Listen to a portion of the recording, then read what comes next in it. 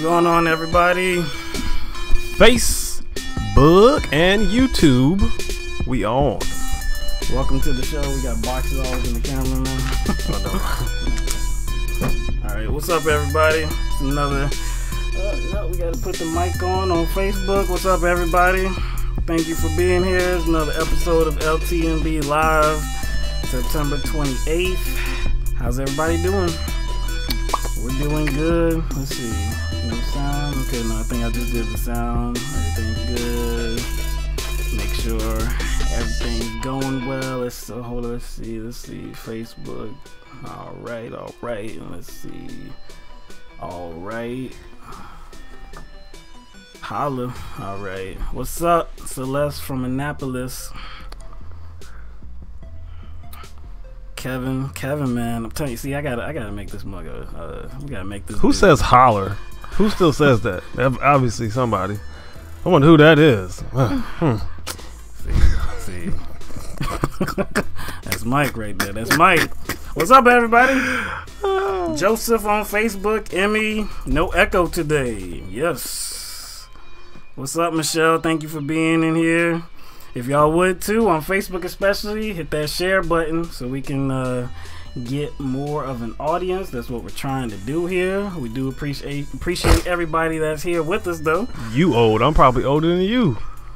Just talking to somebody on the YouTube chat. So we got a lot of things to talk about today. Got to talk about super PACs in Michigan. They're going to be expanding, expanding to that federal model. We have North Korea. We're going to talk a little bit about North Korea. Trump's comments at the UN before the UN General Assembly. Of course, there was a response from Kim Jong-un, and we're going to talk about that. And his foreign minister. Yeah, and his foreign minister, he responded to. We're going to talk about that. We're going to talk about the NCAA scandal, this investigation by the FBI dealing with corruption and bribery. We're going to talk about that heavily in great detail. Also, we're going to talk about the Trump tax plan that was just unveiled yesterday. He provided some details. Nobody can make a solid analysis of it because there's more details to come out, but there's enough. There's enough. Can get an idea. Yeah, I know, to get an idea of like what this tax plan is focused on. Yeah, we know that. So we're gonna begin right there. We're gonna begin with the tax plan. So again, yesterday, Donald Trump appeared at looked like a rally to me. It was in Indiana. He spoke for maybe about 30-45 minutes, and most of the time he did talk about the tax plan, and he is billing it as a tax cut for the middle class. Oh, my bad. I'm sorry. That wasn't part of the plan. You laughed way too early. I couldn't help it. Just got choked up. You laughed way too early, man. But yeah, he talked about how it's going to be a really good deal for the middle class. So if we get into specifics about, let me cut that back on. Okay, yeah. So if we get into specifics about what this tax plan is actually going to do, Trump said that there's going to be about $3 trillion in cuts for individuals. Now there's going to be another 2.8 trillion cuts for businesses, because a large part of this idea was centered around the, do better for the middle class and do better for business, because he wants to get that corporate rate down, that corporate tax rate down. Because he says we need to compete with other countries, right? And we need to encourage businesses to do business here, not abroad. Like him. Like, okay, go ahead. See, I got you too, though. You got me, man. On those lines, the corporate tax rate is proposed to go down to 20% rather than the 35% it's at right now. So, a lot of people say that will get big business to bring, their business over here and create jobs right here on the homeland, domestically. not overseas. But has that ever been the case though? This is similar. His plan is similar to tax plans that Reagan and Bush passed in their first years, and that was that tinkle down. I don't say I'll trickle down. It's No. I said tinkle down because they giving us some. They giving us the business. Yeah. Look, a lot of Republicans are in favor of that. They think that cutting that corporate tax rate will make us competitive around the world, and these businesses will not have to outsource so much. But when he says competitive, he wants us competitive. Who is he talking about though? Well, he wants the businesses to be competitive. Okay. Yeah. And well, one problem with that could be that, well, if you take his language before about how he wasn't even interested in the minimum wage. Yeah, he said it's too high. Yeah, it's too high. And he used that same we got to compete. Yeah. So if we got to compete with other countries, then you obviously want to pay workers less. Exactly. Yeah. Which means it's always centered on, like, I guess corporations, businessmen. Always. So another thing, another part of this tax plan is that instead of the 7 tax brackets that we have right now, he's going to condense that into 3 brackets. It's going to be a simplified tax plan. Okay, so a lot of people may say, well, that's a good idea. We want a simplified tax system. We don't want to have to. We don't want to have to rely on these going to an accountant. We want to be able to do that on maybe 1-2 sheets of paper, right? So maybe this will help that effort, right? Okay, so one of the problems that I see, well, there's a couple problems I see with doing that, but the top tax the top tax bracket right now is 39.6. Now, the top tax bracket under Trump's plan would be 35%. So if you look at that, you say, well, the rich would be paying less. That's just the easiest way to put it, right? The rich would be paying less. They won't have as high of a tax bracket. Now, the lowest tax bracket right now is 10%. Under his tax plan, the lowest tax bracket would be 12%. So then again, you got to do the simple math. So wait a second. Simple math. 10%. 12%. Going up to 12. Going up to 12%. Yeah, it would seem like you would be paying a little bit more. Yeah, lower income people would be paying more. And that's not even the end of it though. No, that's not the end. But so in response to that, the Trump administration is saying that it doesn't matter because what they're going to be doing is doubling the standard exemption or the standard deduction. And for individuals, it's going to be it's going to be about double for individuals and couples. But for individuals, it will go up to $12,000, and for couples, it'll go up to $24,000. So I remember seeing him announce this at the rally he was at, and people were cheering. People were, oh yeah. I'm thinking to myself, like, okay, just on his face, maybe that sounds good. I don't know, but it doesn't mean anything until you get into the details, until you actually read all the details and see how it's going to actually affect people.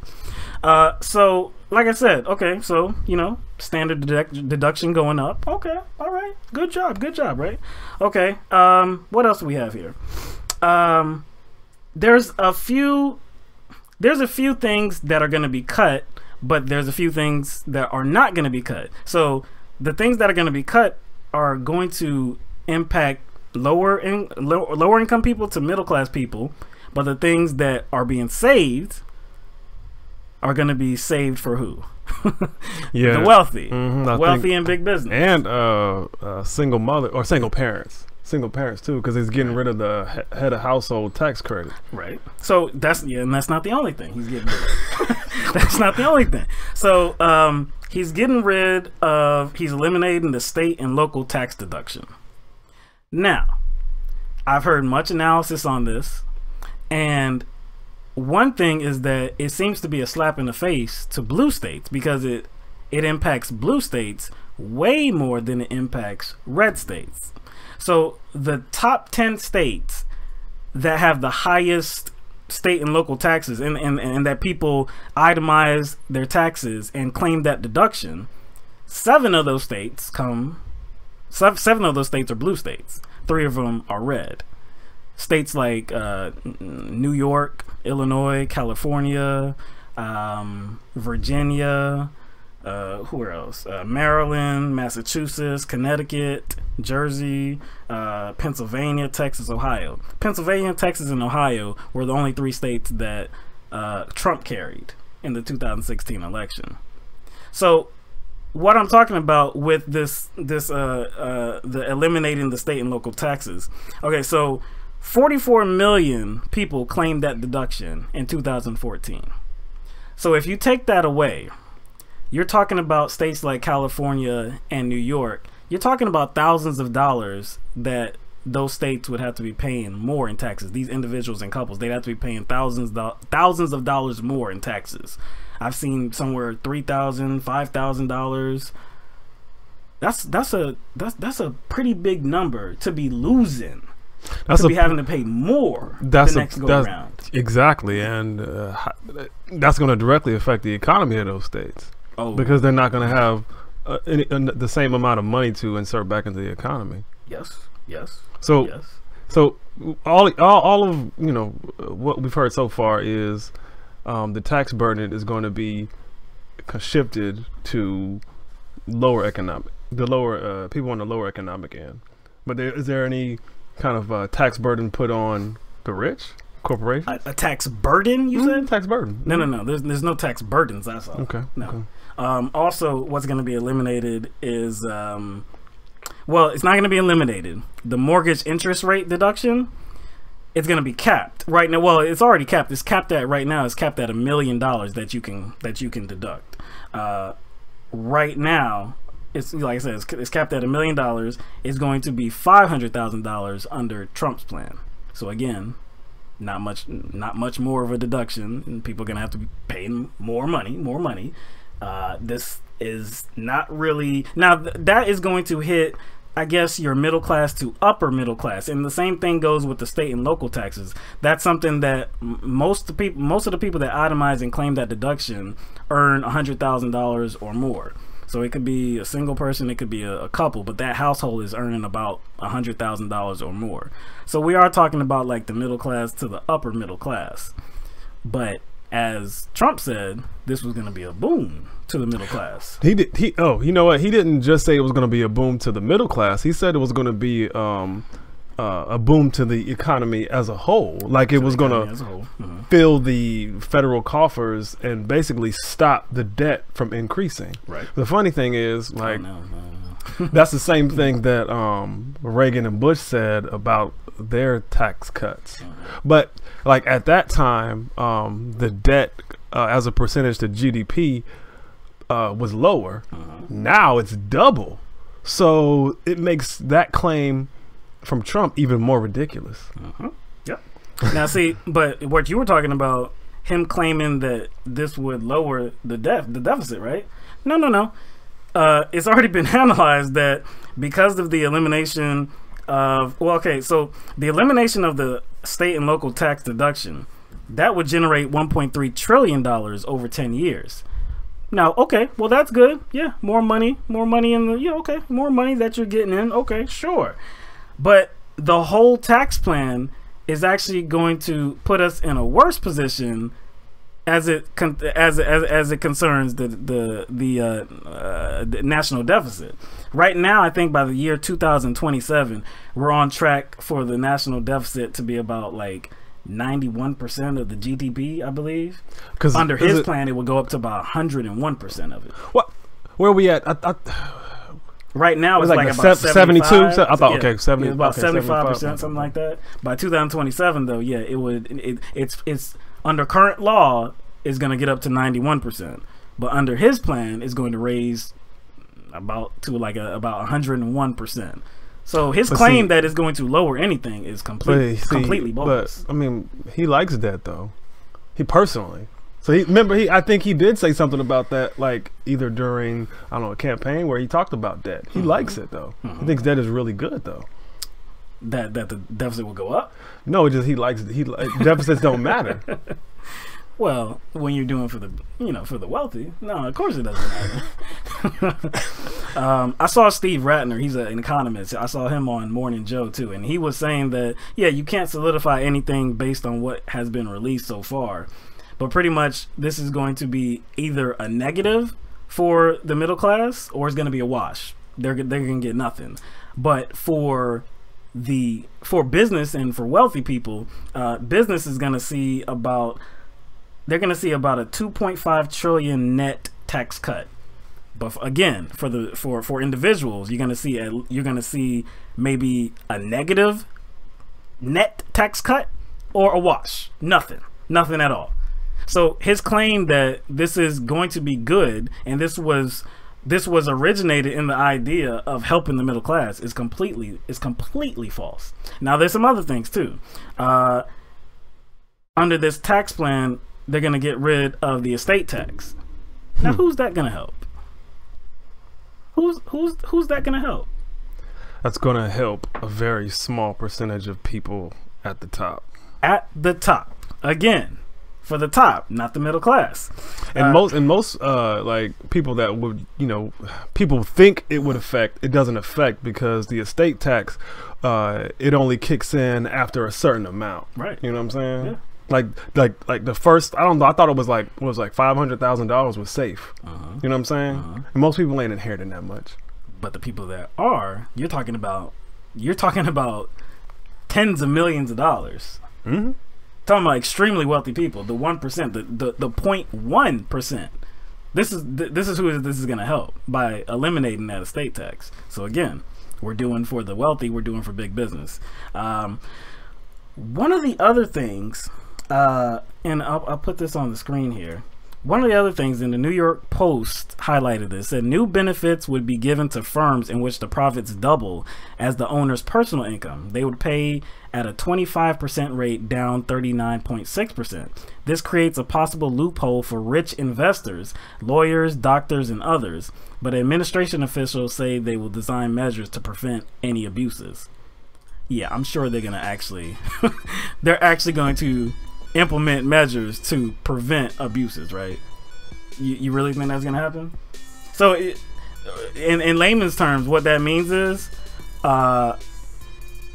if you own a business, you can say that's business income, you can say that's personal income. But see, right now, that can be taxed at 39.6%. But under this tax plan, that comes all the way down to 25%. Oh, that's a big savings for some wealthy people. Especially if you're purposely conflating your business income. Oh, you mean like you said purposely trying to get around paying more? Because they already do that right now. They do that. They already do that right now. So what makes people think that? But the Trump administration is saying that, hey, we're gonna implement measures so that people don't really abuse this policy. Also, I heard that with those three brackets that they're getting it down to, condensing it down to, I've heard that they may add a fourth one. They may add a fourth one so that the rich actually do pay their fair share. Oh, fourth one at the top. At the top. At the top. Yeah. I don't. You know what? I don't buy it. I don't buy it. I don't buy it. I mean, we've been here before. We've been here before. It's not that I don't buy it because I don't trust Trump or I don't trust whoever kind of wrote this tax plan. It's obvious from history that tax cuts for the rich don't do anything for the economy. Yeah. So just the sound here. Facebook's there. Okay. All right. So also, there's one more thing to talk about as it concerns this new tax plan Trump has unveiled. So I remember him talking on the campaign trail. I remember him talking about the repatriation of money that is being stashed overseas right now.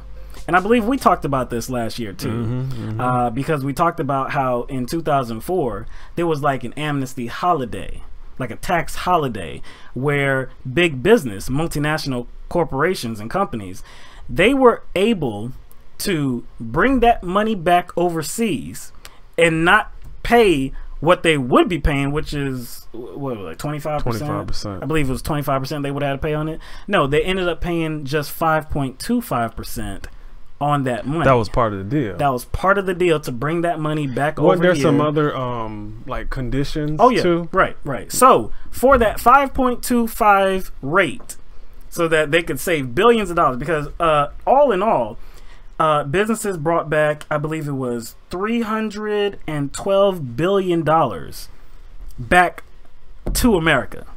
$312 billion, and they saved, I forgot, like 3 billion, something like that. I can't remember how much they saved. I don't know how much they saved. It was a good chunk. And there was supposed to be like certain provisions that came along with it, like they have to reinvest like their money like into the business, their corporation, and in job development, like in training and all that stuff. But they didn't do that. They didn't do it. They ended up paying top executives with that money. They ended up buying back stock, their own stock, and they ended up actually cutting jobs and cutting research.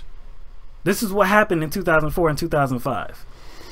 And you know what? I think we have a graph here. And this is from The Intercept. The top 5 executives at the top 15 repatriating corporations saw their annual compensation increase by 27% from 2004 to 2005. Meanwhile, the top 15 repatriating corporations increased their spending on stock buybacks 16% from 2004 to 2005 and 38% from 2005 to 2006. And again, they cut jobs, they cut research, and then guess what they did? They went back to stashing money overseas, and there was nothing. There was no policing measures that would ensure that they followed those provisions. No, because it was like a. Do you swear? You sure you swear? Oh, so it was a pinky swear. Yeah, it was like a pinky swear that they promised that they would actually invest in job development and growth and in this economy, and then they said, well, I'm going to pay what we're going to do is we're going to pay our top executives. We're going to buy back some stock, and then we're going to get the hell out of Dodge because we don't want to pay taxes here. We're going to take this money back overseas. Well, they didn't take the money back overseas. They started accumulating more and more money back overseas. And now this is 13 years later. Now there's a hefty sum over there right now, and now Trump wants to bring that money back over again at surely a reduced rate. We don't know how low it'll be, but that's what that's what they're aiming to. But does it even contain any provisions? Like is there some sort of recompense? No, not that I've heard of. I mean, like I said, this is new, so we don't know. We don't know the exact details, but we know that this is part of the tax plan that Trump wants to get that money back over here. But again, at what expense? Well, judging from his tax plan, it's going to be at zero expense to corporations, I'm guessing. You know, you always hear that Republicans are against amnesty, right?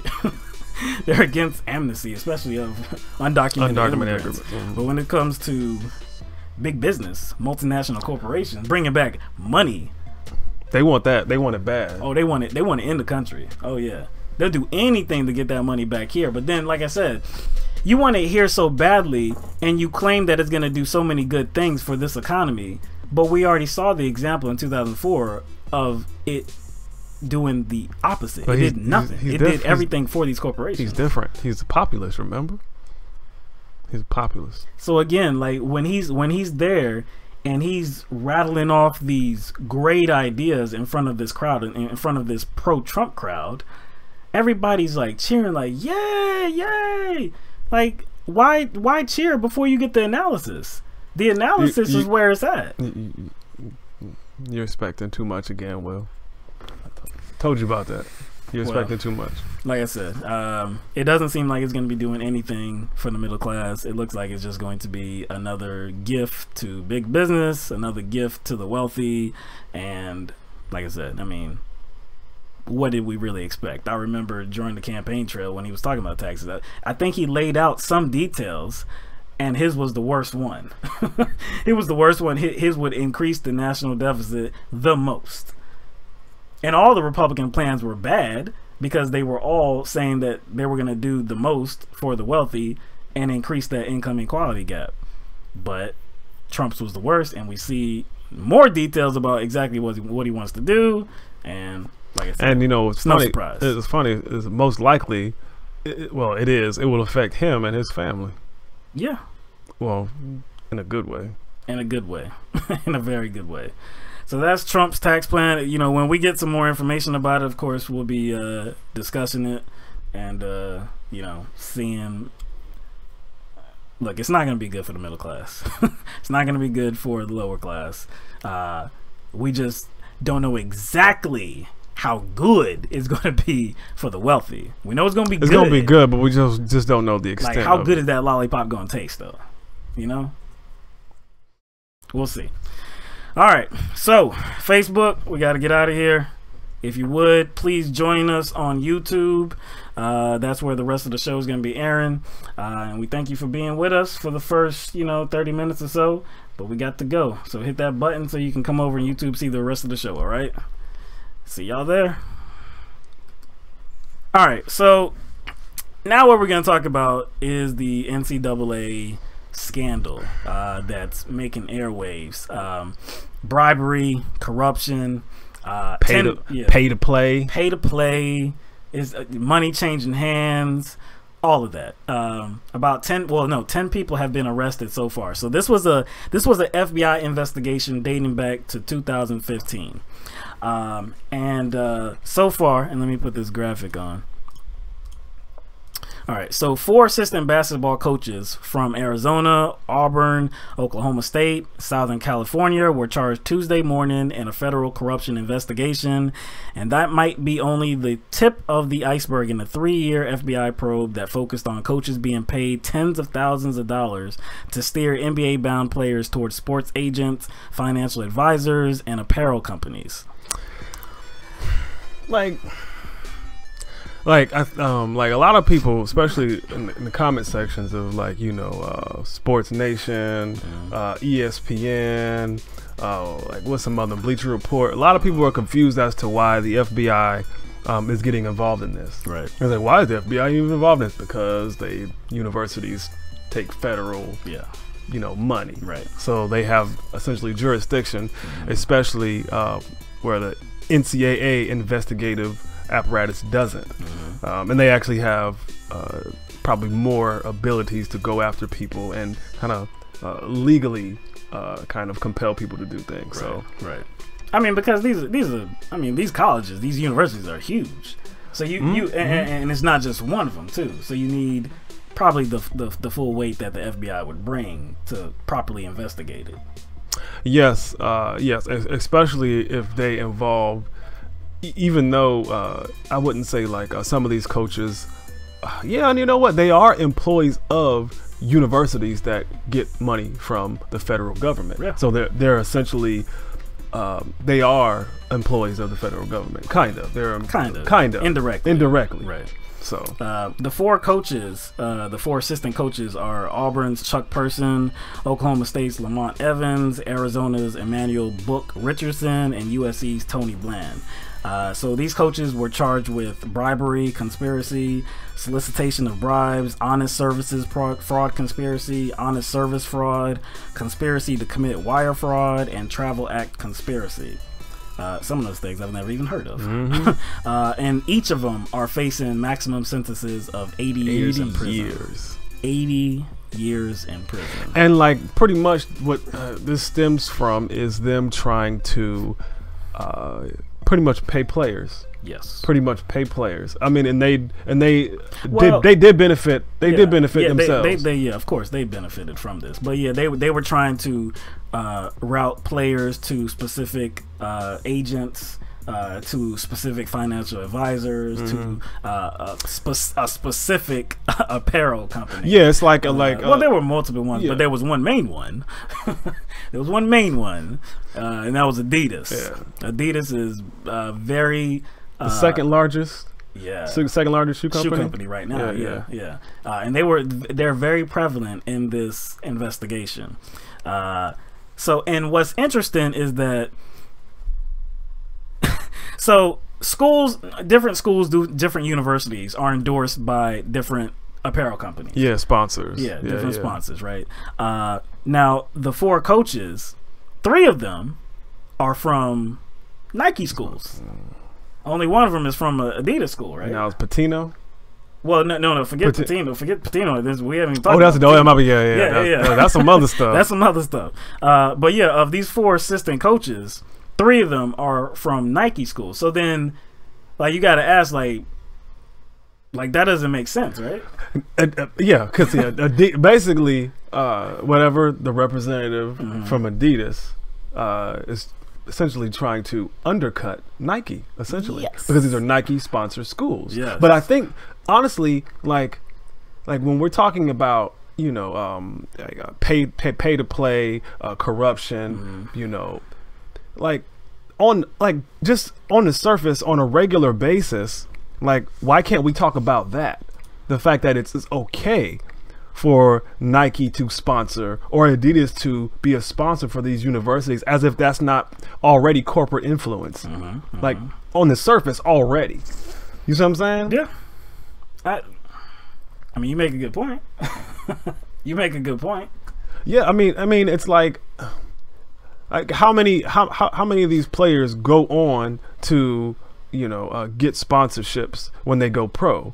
Well, and that was the problem too, because along with the directing players to agents and advisors, after some of these players had either graduated or left and went pro, they signed with Adidas, and that doesn't look right. Doesn't look right at all. And maybe it's just my little conspiratorial gears spinning. Yeah. But since they were undercutting Nike, something tells me that this benefits Nike. Nike probably did not appreciate the head of the Adidas head of global basketball. Yeah. It was. It seems to be this whole investigation seems to be spurred by a guy named Louis Marty Blazer III, and he was I guess like the linchpin in this investigation, because like I said, they were investigating from 2015, but I believe he probably got involved in 2016 because he had his own stuff going on where he was being charged by the SEC. And that was part of an investigation because he was taking clients' money because he was in sports. I think he was just like, he was in everything. He was just a general like investor. He was an investment firm, money manager. Okay. And so he was just using other people's money to invest in other things that they did not approve of. Right. So he was in 2016. He was charged with securities fraud, wire fraud, aggravated identity theft, and false statements. So we have felony charges over his head. Yeah, he had felony charges. And so he cut a deal. And agreed to become a cooperating witness and said, "Look, I got some information on something that's going on." And like I said, he was the linchpin in this whole thing. So then using wiretaps, surveillance video, undercover agents, and cooperating witnesses, the FBI was able to document coaches accepting bribes to steer their players to certain financial advisors and or business managers. In other cases, high-ranking Adidas employees worked with others to pay prospective student athletes' families to ensure the players signed with Adidas-sponsored schools and then signed with Adidas once they turned pro, the complaint alleges. See, like that's one issue. That's one. But like I said before, I think it gets probably a little more juicy when Adidas tries to undercut Nike sponsored schools. Right. That's probably where it probably got a little. Yeah. They took it a little too far. Probably so. Yeah. In that vein, talking about actual players being involved, actual players getting paid to come to schools. that's where Rick Pitino comes in.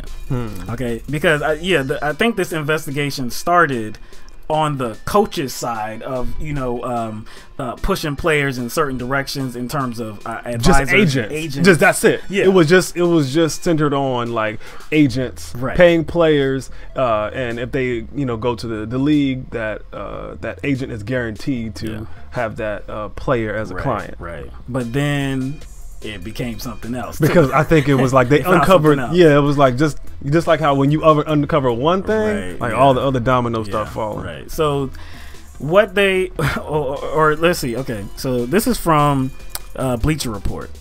A federal bribery investigation released Tuesday alleges that an executive from Adidas, which sponsors Louisville, agreed to funnel $100,000 to the family of five-star recruit Brian Bowen in exchange for Bowen's signature with the Cardinals, according to a report in the Courier-Journal.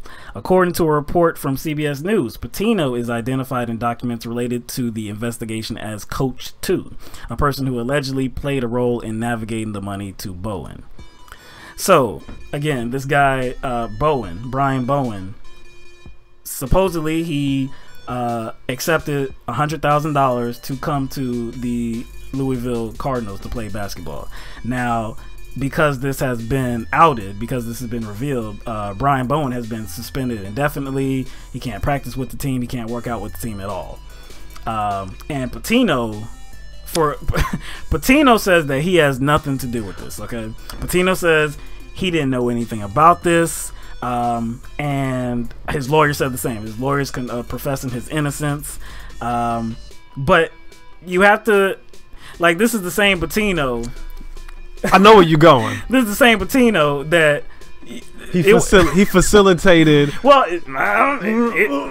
he said it wasn't him. He said it wasn't him. It was an assistant coach that was bringing prostitutes and strippers to entertain some recruits and these official visits to the school, to Louisville.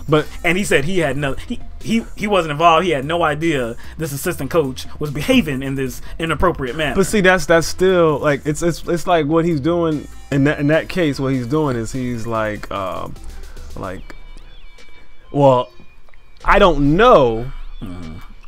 And that kind of takes me off the hook. But then that reveals that he was kind of, neglecting his duties still. No doubt. So it's almost like you admit to something lesser, so you won't have to admit to something worse. No doubt. You know what I'm saying? And when you have that background, and now this comes out. Well, what about the other thing where he apparently had some sort of mistress and having sex in inside of a restaurant? Right. And then she tried to extort him. Yeah, like that's the kind of character we're dealing with. So he doesn't have a history of ethics behind him. Good judgment and ethics. Yeah. No. So for his part, Rick Pitino, he has been effectively fired. Not officially yet, but he's been placed on administrative leave, unpaid administrative leave. Now the athletic director Tom Zurich, he's been placed on paid leave, and the feeling is that he's effectively fired as well, but we don't know how complicit he is, if he's complicit at all. It's what I read was that he was given the chance to fire Pitino, but he refused to do so. But his I saw something before I came over here that said something about his daughter. Right. His daughter works for Adidas. Oh boy. So the AD, the scandal involves Adidas. Oh man! And the athletic director's daughter works for Adidas. Come on now, there's some more coincidences. This can't be that's too much of a coincidence. And man, Rick Pitino, look, I mean, if people don't follow sports, Rick Pitino is a legend. I mean, he was just inducted to the Hall of Fame. Nah, I think they gotta probably retract that. He is a legend. He's the only coach that has won two NCAA championships with two different teams. He's the only coach that has taken three separate teams to a Final Four. This is a legend. Outside of Mike Krzyzewski and probably Dean Smith, Roy Williams. Yeah, Dean Smith, Roy Williams. What's the dude from Kansas? Who? Remember Self? Yeah, you think so? No, you don't I think so? no. This dude has way more marquee than him, man. Way more. Like I said, Boeheim? What about Boeheim? Oh no, man. Patino was Yeah, yeah. No, he's got clout, man, and this guy just can't get right. he can't get right, or he's just involved in all these scandals. You know, this is at least 3, and he's not. But now he's not the only one that has been discovered that as a coach that had paid a player. There are 2 other instances as well. I don't think those have been revealed yet. We don't know exactly what schools and what players they were, but Louisville has been named. They have been identified, and it was said that Patino was the one that actually went. You know, he's the one that sought out this payment. So I don't know if it was a request by Brian Bowen's family or what, but what is looked at is Patino contacted, I believe it was the director. Let me see if I got that paper. Yeah, it was the director of global sports marketing for Adidas, this guy named James Gatto, and he's been arrested by the FBI as well. And there were some other facilitators as well, but they were like go betweens, like because somehow they got that money to Brian Bowen. Because Blazer, right, he's not like a sports person, so we had to find a go between, a contact to reach the Adidas guy. Yes, but see, as far as the Adidas's, I guess, director of global basketball. I believe I read something that his take on it was, well, Adidas is kind of not at fault because the money didn't go directly to a player. It's like through third parties, so they're off the hook. Now another thing, they were in a few articles I read, they kind of captured some statements from like FBI agents. You know, talking about how much leverage they have on people to talk and whatnot. Yeah. And he claims he wants to go to the top of the pyramid. Right. And I had to scratch my head and say, no, you don't.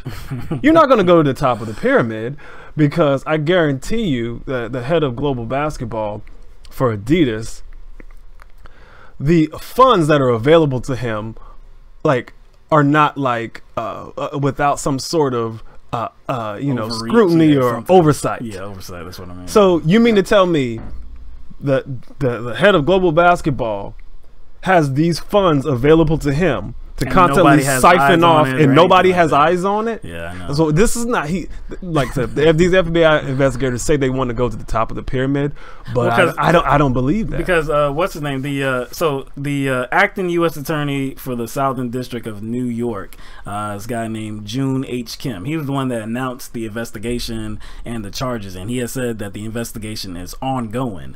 So this thing is not over. Not over. There's probably going to be some more heads that are going to because there was just a subpoena issued for Nike. To Nike. Yeah, because the same guy you're talking about, Gatto, he used to work for Nike.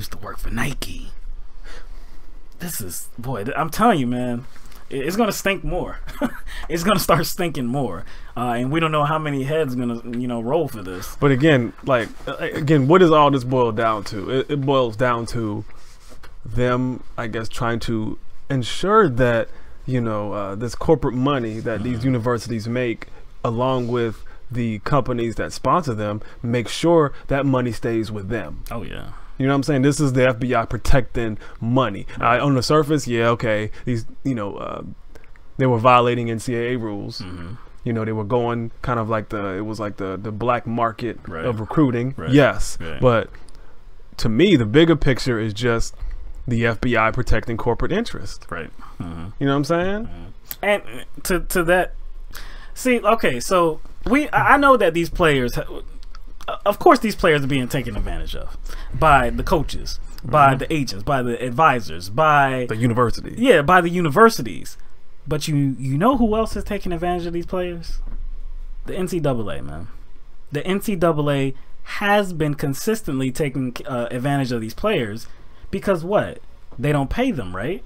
They make millions upon millions of dollars off the backs of all these players. And then when I just read something just recently. There's a guy in high school I wish I got his name before this, but there's a guy in high school. He has a YouTube account, right? He has a following on YouTube. Yeah, he's making money. You know, he's because there's just like we do. You know, there's ads on the videos. You make a certain amount of money because of the viewership. I remember this is the same thing that he's doing. He has a following, and it has nothing to do with sports. Has nothing to do with what he's trying to do in sports, and not even sports related. It's just sports like related, not related to the university that he's going to. Nothing like that. But the NCAA may not let him. No, they already let him. He had to drop it. He had to drop it. He had to choose. It's already done. He let it go. You see what I'm saying? So, and cases like or sports like basketball and football. But I mean, because those are the top two. Those are the top two that produce the most revenue, right? These players are not able to work. They don't work. And you know, the rules are written to where they're purposely written to make it like impossible for players to work. Yeah, I know. And like I think I was talking about years ago reading Florida's policy, because I forgot what player it was focusing on about the same issue, and they were highlighting how like football players are the lowest on the economic scale. Like they're the poor. They're the poorest of the poor of the student body. And if you look at the amount of time they have to put into their sport, people think it's just, oh, they just gotta like, it's just during the season. The criticism you see is like, you're getting a free education. But like I see this so much, and it's flawed, because if you look at the amount of revenue these players generate, the education that they get is definitely not equal. It's not equal. It is not compensatory. No, not at all. It's definitely not. If you look at like even like the I guess the moderate athletes, not the superstars, the money that they generate, that's not equal to whatever their tuition would be. But if you look at like I remember in the bylaws, or like the team laws, they are team bylaws, they classified these practices as voluntary, and by classifying these practices as voluntary, it relinquished them from a lot of liabilities. And we already know that these practices aren't voluntary. No, they're not. They're voluntary, but then you can get kicked off the team. Exactly, you lose your scholarship. Lose your scholarship. Yeah. So and again, this is actually year round. Like it's not like, because they have 2 days during the summer, they have spring practice. This is the year round, and they don't even have time to have a job. Yeah, so what do you job? So what do you expect these players to do? They actually, so if you're going to like talk about, you know, I guess their free ride as being a good enough compensation, like think about other students who are not athletes. They get to go to school and they get to have a job. Yeah, exactly, man. That's why this whole situation is not fair, and that's why the only fix is actually paying these student athletes. Now, I'm not advocating for these student athletes to be making millions of dollars. I'm not advocating for that, because when they turn pro, yeah, they'll have the opportunity to actually make as much money as they can as a professional athlete. But I don't think it's. I mean, that's the whole reason why Ed O'Bannon, how he sued the NCAA, because they were using his image. Yes. After he got out of UCLA. Yeah. And it was continuous. They were using his image as a recruiting tool. Right. Like they showed, and not just him. It was all student athletes. And in college football games, and because we've played college football games, EA Sports, you would see the likeness of all these players. You would even, in the information, in the bio, the bio would state exactly where they came from. They would look like the human. The polygonal figures. Yeah. They would design them to look like the actual players, and that's what stimulated people to go buy the game. That's what encouraged people to go buy the game, because of how realistic and accurate the game was to reality. But were they compensated for this? Not at all. It's just funny how it's like in the NCAA bylaws, they basically say a player cannot benefit at all from your efforts. And you know what? The NCAA owns your effort. I don't think people actually know how far that goes. There was after Alabama won the national championship, I guess some restaurant owner in Tuscaloosa, where Alabama is, he offered to just like, you know, for the team to come have a meal. He said, hey, y'all won the championship? It's crazy. Yo, you won the championship? Yo, y'all come eat. I don't even know what it was. I don't know, a pizza. Violation. NCAA said, like, he's like, no, we can't do it. Right. Because that's an NCAA violation. Right. It's crazy. You can't sign an autograph and get paid for it. It's ridiculous. You can't do anything off your efforts. And but like the NCAA can make some money off of those. They can make all the money off of you that they want to. And like I said, I haven't heard an intellectual argument advocating for these players earning the same amount of money or anywhere near the same amount of money as professional athletes. No, they want something like a stipend so that they can actually like live, get some food, you know, buy a few clothes, something. And if you think about it, they don't have that job, they don't have that income. And if you think about it, right, these cats, like if you look at their regiment and like all the activity they have to go through as far as their sport, they essentially going to have to eat more than everybody else. Some of these players, like if you're looking at like a linebacker or a defensive lineman, these are 300-pound jokers, 250-pound jokers who probably need to eat 3 to 4 times more than we do.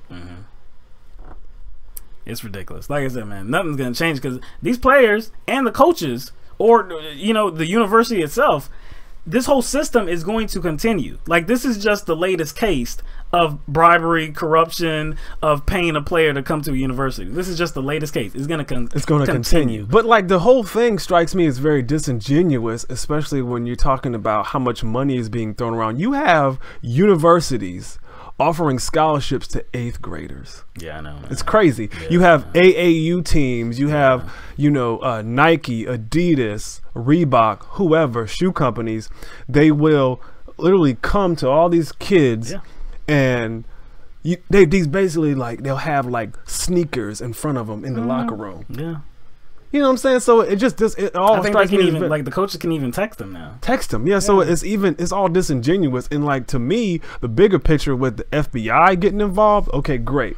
They're getting involved in NCAA corruption. Yeah, see that's NCAA corruption. That's where it comes in for me because like, yeah, okay, I've seen on ESPN. I've seen on, you know, on several websites, I've seen the outrage because of this corruption, because of this bribery, right?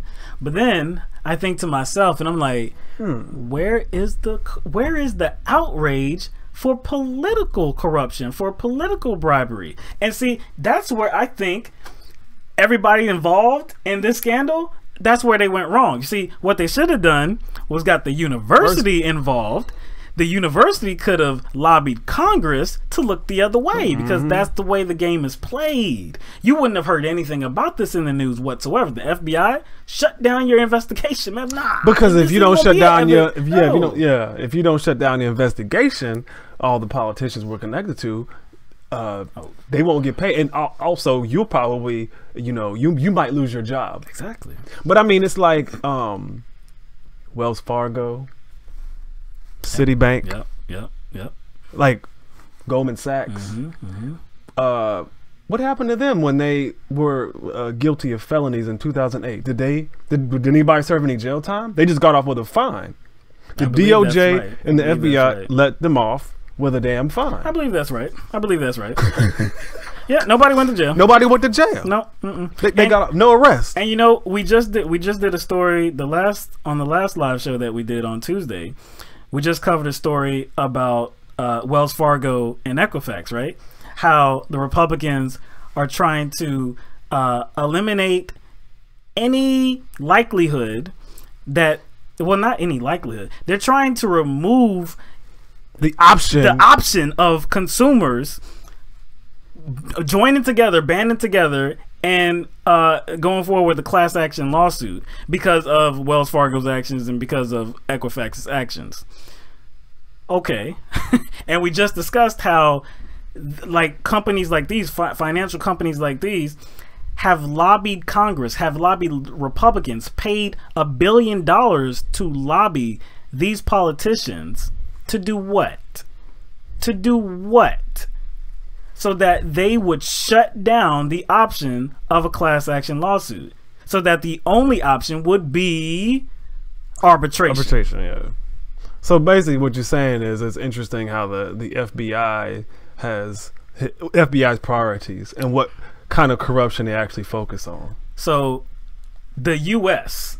as a whole, America as a whole, is very interested in bribery and corruption, unless some politicians are involved. And if enough politicians are involved, oh no, this is going to be legal. Yeah, because it's going to be completely legal. Like essentially, because like I was having a discussion with somebody today about it, and we were trying to figure out, like, in the broader sense, who does this affect? Who does this NCAA scandal really affect? Right. Other than these universities' reputation, the coaches' reputation. Right. It only affects, let's see, the players that are involved, the families that receive money. It might affect them, but really, in the broader scheme of things, is it going to affect, like, the finances of the a regular American? No. Yeah. Is it going to affect our tax rates? No. So this no. is contained. It's very compartmentalized, and when you say it's contained, and it kind of like. It's contained. It feels like it's like purposefully contained, because we already know, because this investigation is not necessarily against the NCAA. It's just it goes against people who are employed by the NCAA or under the NCAA. Now, if we're going to talk about the NCAA, both of us have witnessed the NCAA being a little picking and choosing what kind of scandals they go after. Meaning they will, like, they just put Temple under probation. Temple. You see, they went after the small guy. Is North Carolina under any kind of probation now after all those fake classes? Why? Because they're the big boys. So it's like the FBI is doing the same thing. They're kind of compartmentalized their focus on corruption to this, just kind of like you said, a small container. And then where the real corruption is, hush mouth. Hands behind the back. That's the way it goes, man. That's the way it goes. So again, this investigation is ongoing. I'm sure there's going to be more information that comes out. One interesting piece of information, though, Louisville, though, there's talk about that the basketball program might be shut down. Shut down completely? Like, but when they, when they say, my bad. When they say, I guess, to non-sports people, when they say death penalty, it doesn't mean forever. It just means like 10 years. Yeah. I'm not. I'm talking forever. Okay. For I guess for the immediate future, because they have no 2018 recruits that are committed to their program anymore, because I believe there were 2 that decommitted because of this.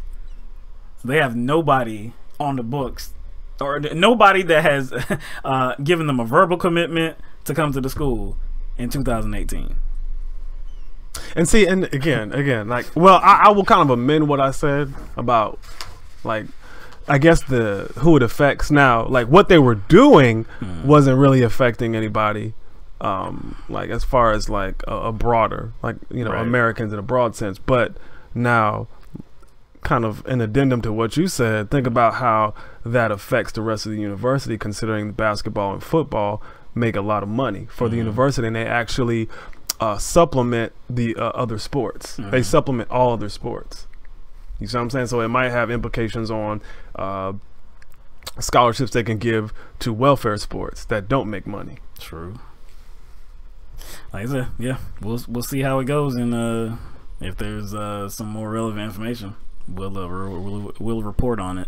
But sticking on sports, of course, in the news, everybody's been talking about the protesting, NFL players protesting, especially last weekend on Sunday when the owners came out to the field and they were locked armed with players, Jerry Jones kneeling on the field.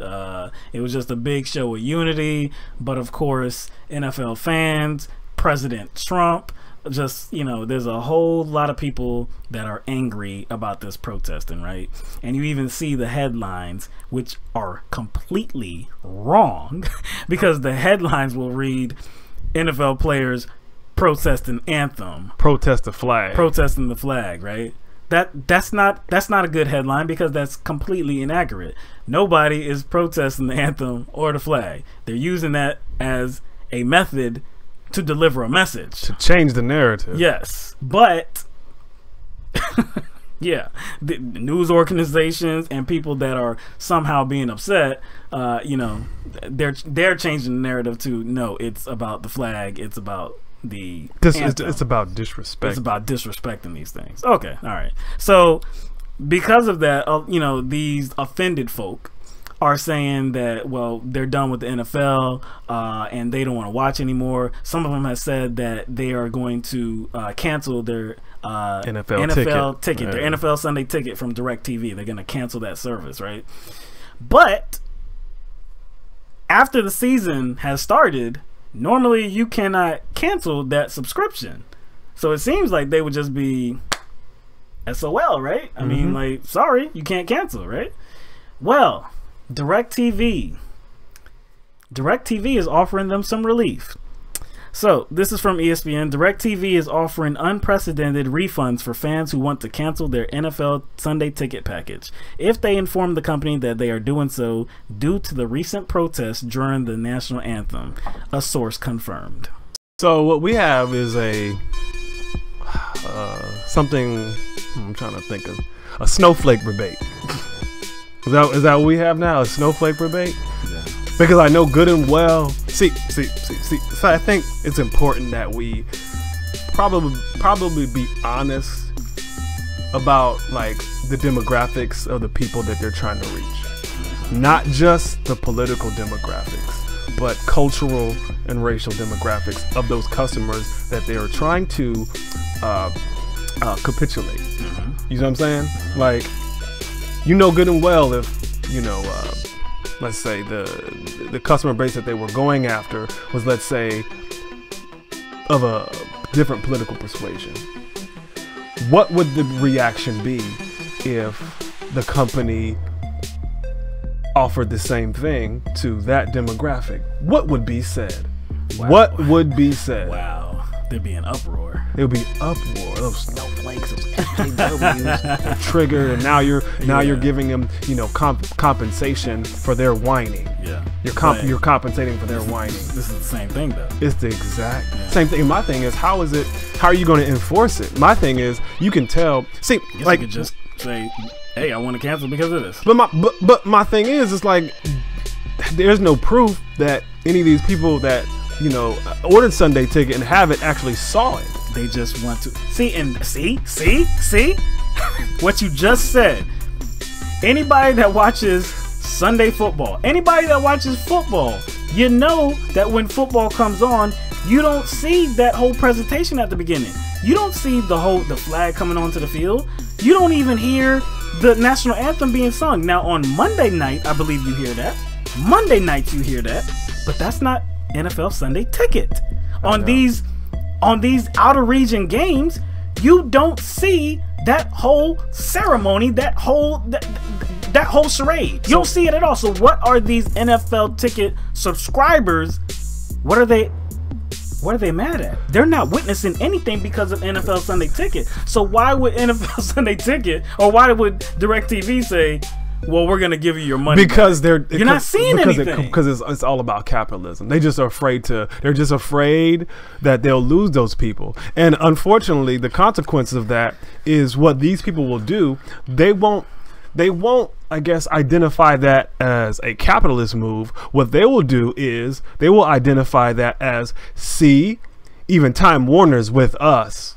Right. That's the problem. Right. This was like a pure capitalistic move, but these people, if you kind of like pacify them in this way, they will think, see, yeah, that Time Warner agrees with our position. But like another thing, like usually like when companies offer refunds for certain issues that customers have, it has to do with service and this has nothing to do with service. And another thing, imagine what kind of precedent they are setting, because you know good and well, if I was a Time Warner, you know, customer, and I had some package, it may not even be NFL Sunday Ticket. It could be some other package. It could be a regular package, whether it has added things on it or not. I can be like, so wait a second. I can feel some kind of way or offended without proof about something. Yeah.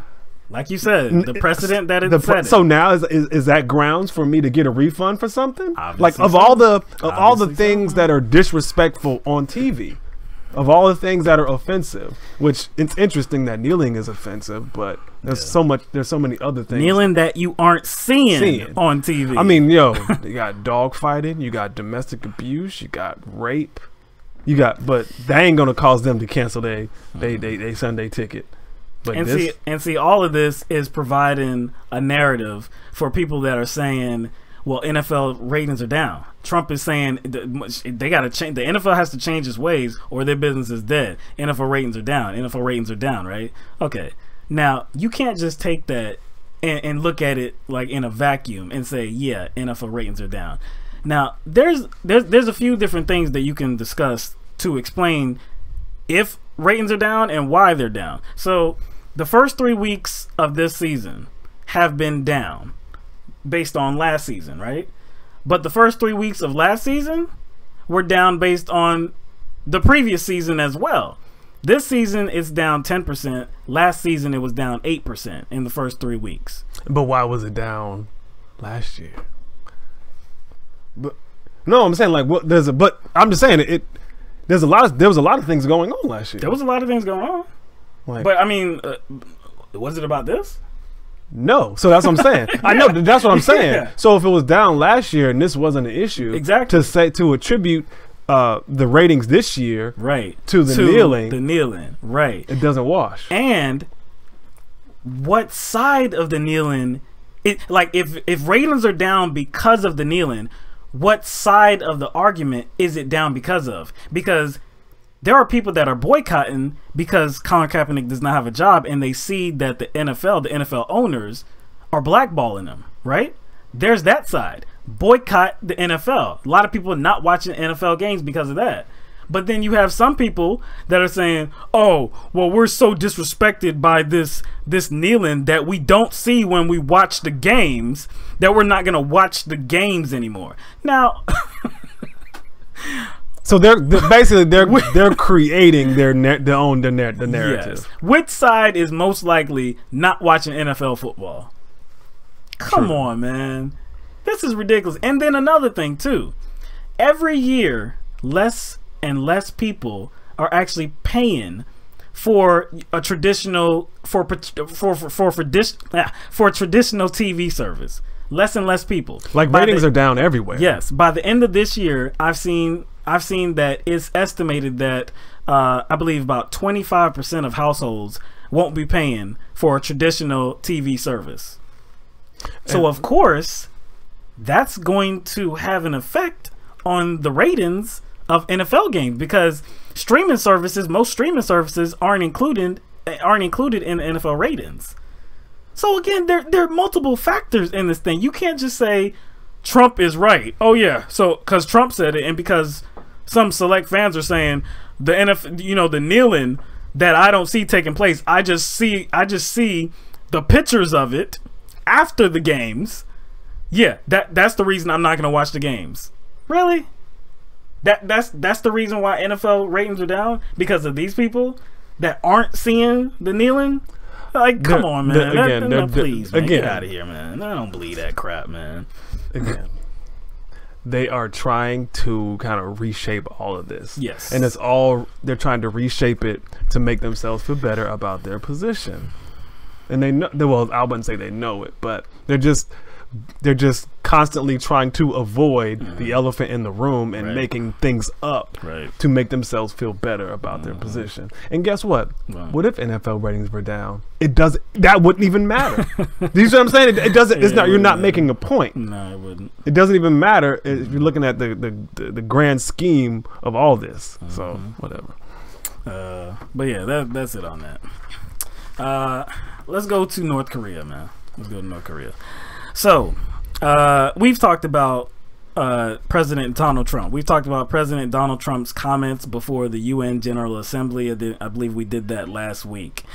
And there's been a response now from North Korea. There's been a response from Kim Jong-un. So we talked about how Trump's comments were irresponsible, only seemed to be provoking things, and especially at the UN, at his first appearance before the UN General Assembly, when you're gonna call Rocket Man, and then you're gonna threaten them with complete destruction. Okay, I don't. That wasn't useful. That wasn't necessary. That I don't believe that had any benefits whatsoever. That just increased the tension, right? Just threw fuel on the fire. Just ridiculous, right? Yeah, you just put more gas on the fire because it's already a tense situation. So this is what Kim Jong-un said about it. He said, the mentally deranged behavior of the U.S. president openly expressing on the UN arena the unethical will to, quote, totally destroy a sovereign state beyond the boundary of threats of regime change or overturn of social system makes even those with normal thinking faculty think about discretion and composure. Whoa, that sounded fairly rational. I have to say that it did sound rational. It sounded, in comparison. Well, yeah. It did actually sound irrational, not just in comparison to Trump, but just on. It just sounded blatantly rational. You can't really say it any other way. It sounded like that was, he took time to actually think about what he was going to say, and he put it out there. He put it out there in the statement. He also said that Trump's remarks have convinced me. Well, I say Trump's remarks, quote, have convinced me rather than frightening or stopping me that the path I chose is correct and that it is the one I have to follow to the last, end quote. He also said that Trump, quote, will face results beyond his expectation, end quote. What was the benefit in Donald Trump trying to come out with his chest out so far? What leverage do you have? Like, what leverage did Donald Trump have? There's still not, like, if there's a good option on the table for the US to stop North Korea from advancing their nuclear capability, where's that option? Tell me where that option is, because I have not heard it yet. So why would Trump stick to bloviating, stick to poking his chest out, and threatening a sovereign nation? Like, you see the response. And Kim is deemed a madman. Kim he's deemed as unhinged, another megalomaniac, authoritarian, provocative, unhinged, man. Like, this dude is crazy as they come. But essentially, who is kind of infusing all this craziness? Who's infusing all this craziness? But it's like, but what makes it even worse is the fact that, like, our military went on a mission there, though. Yeah, they went on a mission. So we're talking about what U.S. Air Force B-1B bombers, F-15 jets. Air Force Global Strike. Yeah. Pacific Global Strike. And they flew a mission off the coast of North Korea. Now, this was like the closest that they've ever been. Yeah. Off the coast of North Korea in a show of strength. Yeah, like from, I guess, the Defense Department page and from the Global Airstrike Command Facebook page, they kind of attached a message to their kind of the post about their mission, and it says that this mission is a demonstration of U.S. resolve and a clear message that President Donald J. Trump has military options available to defeat any threat. North Korea's weapons program is a grave threat to the Indo-Asia Pacific region and the entire international community. We are prepared to use our full range of military capabilities to defend the U.S. homeland and our allies if called upon to do so. And the Pentagon also said that it was in response to North Korea's quote reckless behavior. Reckless behavior. Isn't that ironic? Wait a second. Isn't that ironic? So there you go. You're gonna fly thousands of miles over to Pacific Ocean, and they're the reckless ones. And like there's a lot that jumped out to me on that statement. And it says this is a mission. This mission is a demonstration, or better yet, an intimidation. Mm-hmm. Because why else would you do it? Because like obviously they didn't have authorization to engage anything. So it was a mission to intimidate. I'm thinking, like, wait a second. So what you're saying is Kim Jong-un, he doesn't know about our military. He doesn't know about how strong our military is. Nobody does. So we got to just show him. We just got to remind him, like, hey, this is what you're dealing with. Keep it right here. Keep it right here. Not back here. You got to show him physically. Hey, we're strong over here.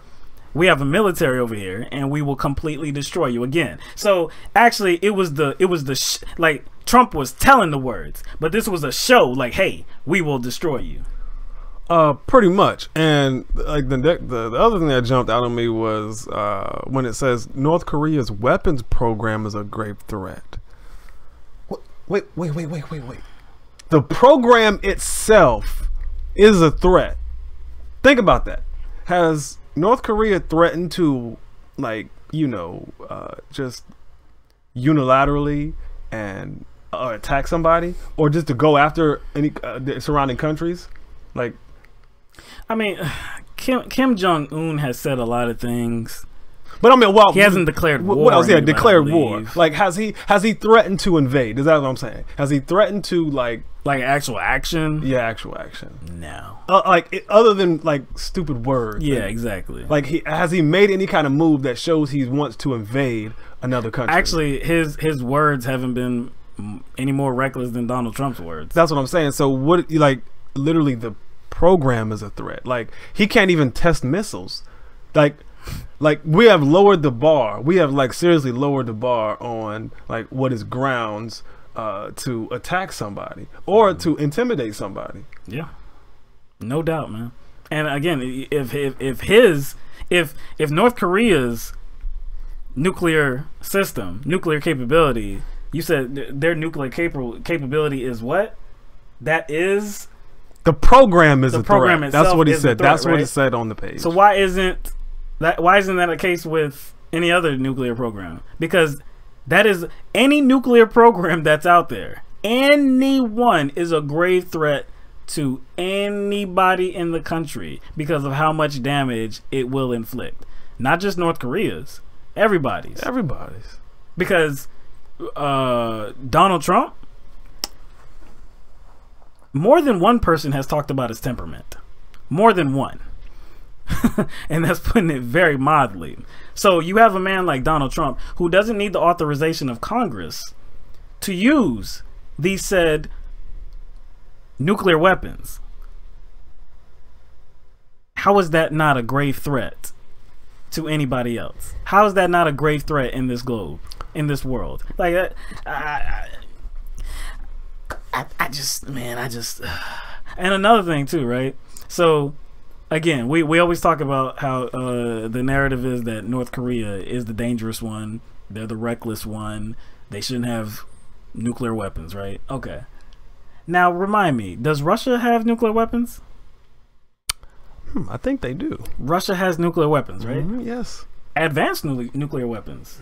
I've heard that they have more advanced weapons than we do. I've heard that. Possibly. I don't know if it's true or not, but I've heard that they do. Whether that's true or not, they have advanced nuclear weapons, right? Now, I believe it was Russia that recently invaded the Ukraine and annexed Crimea. Yeah. Took control. And I believe that was like a violation of the Ukraine sovereignty. Did we kind of want to step in and declare Russia a threat? I don't know. No. Yeah. See, again. No. Russia is not as small as North Korea, though. You don't say. And Russia is allies with Iran and China. Iran and China. So, yeah. So you're saying that the U.S., Donald Trump, wouldn't come out with his chest out. That he'd be saying like we'll totally destroy you. It'll be the opposite. He'd be caved in. It'd be caved in. That's fine. A small, tiny island. But again, it's like again when they make kind of like, to me, hyperbolic statements about the threat of North Korea and how much of a threat they are to the area surrounding them, but we have Saudi Arabia as an ally. Oh boy, doesn't make sense. Nah, but like, doesn't make sense. It's like all this. It just sounds just like the things we heard in 2003. It sounds like the things we heard in 2003. Iraq is a danger to the countries around it. And then what ended up happening? We invaded. You know what I'm saying? They're a danger to the countries around them. Right. So we must do something to kind of like ensure that region, remains sovereign and stable. Right. And we crafted this idea, WMDs. We gotta go get them. Gotta go get them. Gotta go get them. The UN said, wait. George Bush said, nah, sorry, we can't wait no more. Saddam, get out your country, got 48 hours. Blew up the whole damn country. 1 million people perished. Massive damage to the country. We got him. What was that? Yeah, we got him. We got him. Yeah, the war's over. Except the war wasn't over. Still ain't.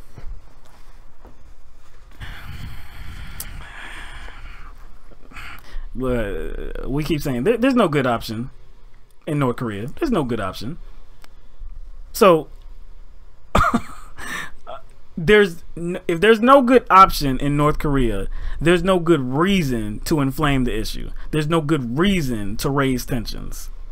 No good reason whatsoever, because nothing good's gonna come from it. Thing is, if the whole phrase of the whole Rocket Man phrase is kind of like this condescending way of, I guess, describing Kim Jong-un's, weapons program as very minuscule. That's what that was about. Right. Like it's mocking him. It was basically mocking him. Yeah. So it's like, wait a second, how can you mock like somebody? And it wasn't just mocking him; it was mocking his, I guess, his elementary. Yeah. Oh. His elementary weapons program. So how can you pick at somebody for having a weapons program that is very or less than satisfactory? You know what I'm saying? So what you're saying is, well, what I'm hearing is that if Trump is mocking Kim Jong-un and his weapons program, now wouldn't, like, if Kim Jong-un is the unhinged, maniacal man that everybody claims he is, wouldn't he say, oh really? Rocket Man, you're making fun of me and my weapons program? Okay, I'll show you how advanced it is. Okay, exactly. We're gonna make more efforts to advance it, right? If we really thought it was that advanced, if he really thought it was that advanced, you know what I'm saying, would he be mocking it? No, he wouldn't, because nobody's mocking. Yo, Russia's. Check this out. Comparatively, who do you think had more probably military capability, Kim Jong-un or Saddam Hussein? When you see what I'm saying? Yeah. I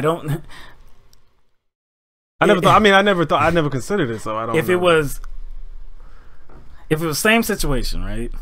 Say this doesn't evolve into nuclear war. You go into North Korea. Is this thing gonna last a decade?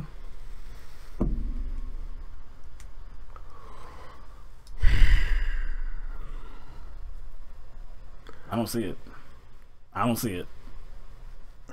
If it was just North Korea. Korea. China doesn't get involved, Russia doesn't get involved. Is it lasting a decade? Over a decade?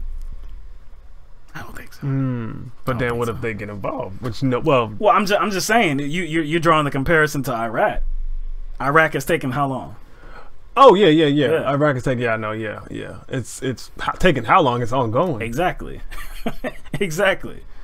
And and we're dealing with a different kind of country too. You're dealing with a very a more isolated country. You know what I'm saying? Yeah. Now I would say the difference is you're not dealing with you wouldn't be dealing with the same kind of sectarian conflicts. That's one of the things that'd be different. Right. You know what I'm saying? But anyway. All right, so let's talk about Michigan. Michigan's governor Rick Snyder, that asshole, right? Because we know we know what happened with Flint, how he was directly responsible because he had knowledge of what was going to happen by switching the water system to the Flint River. He had prior knowledge of what this was going to mean. Didn't matter. Didn't make any changes. People got sick. People died. Flint is still reeling because of the poison that is coming through the pipes, right? Okay.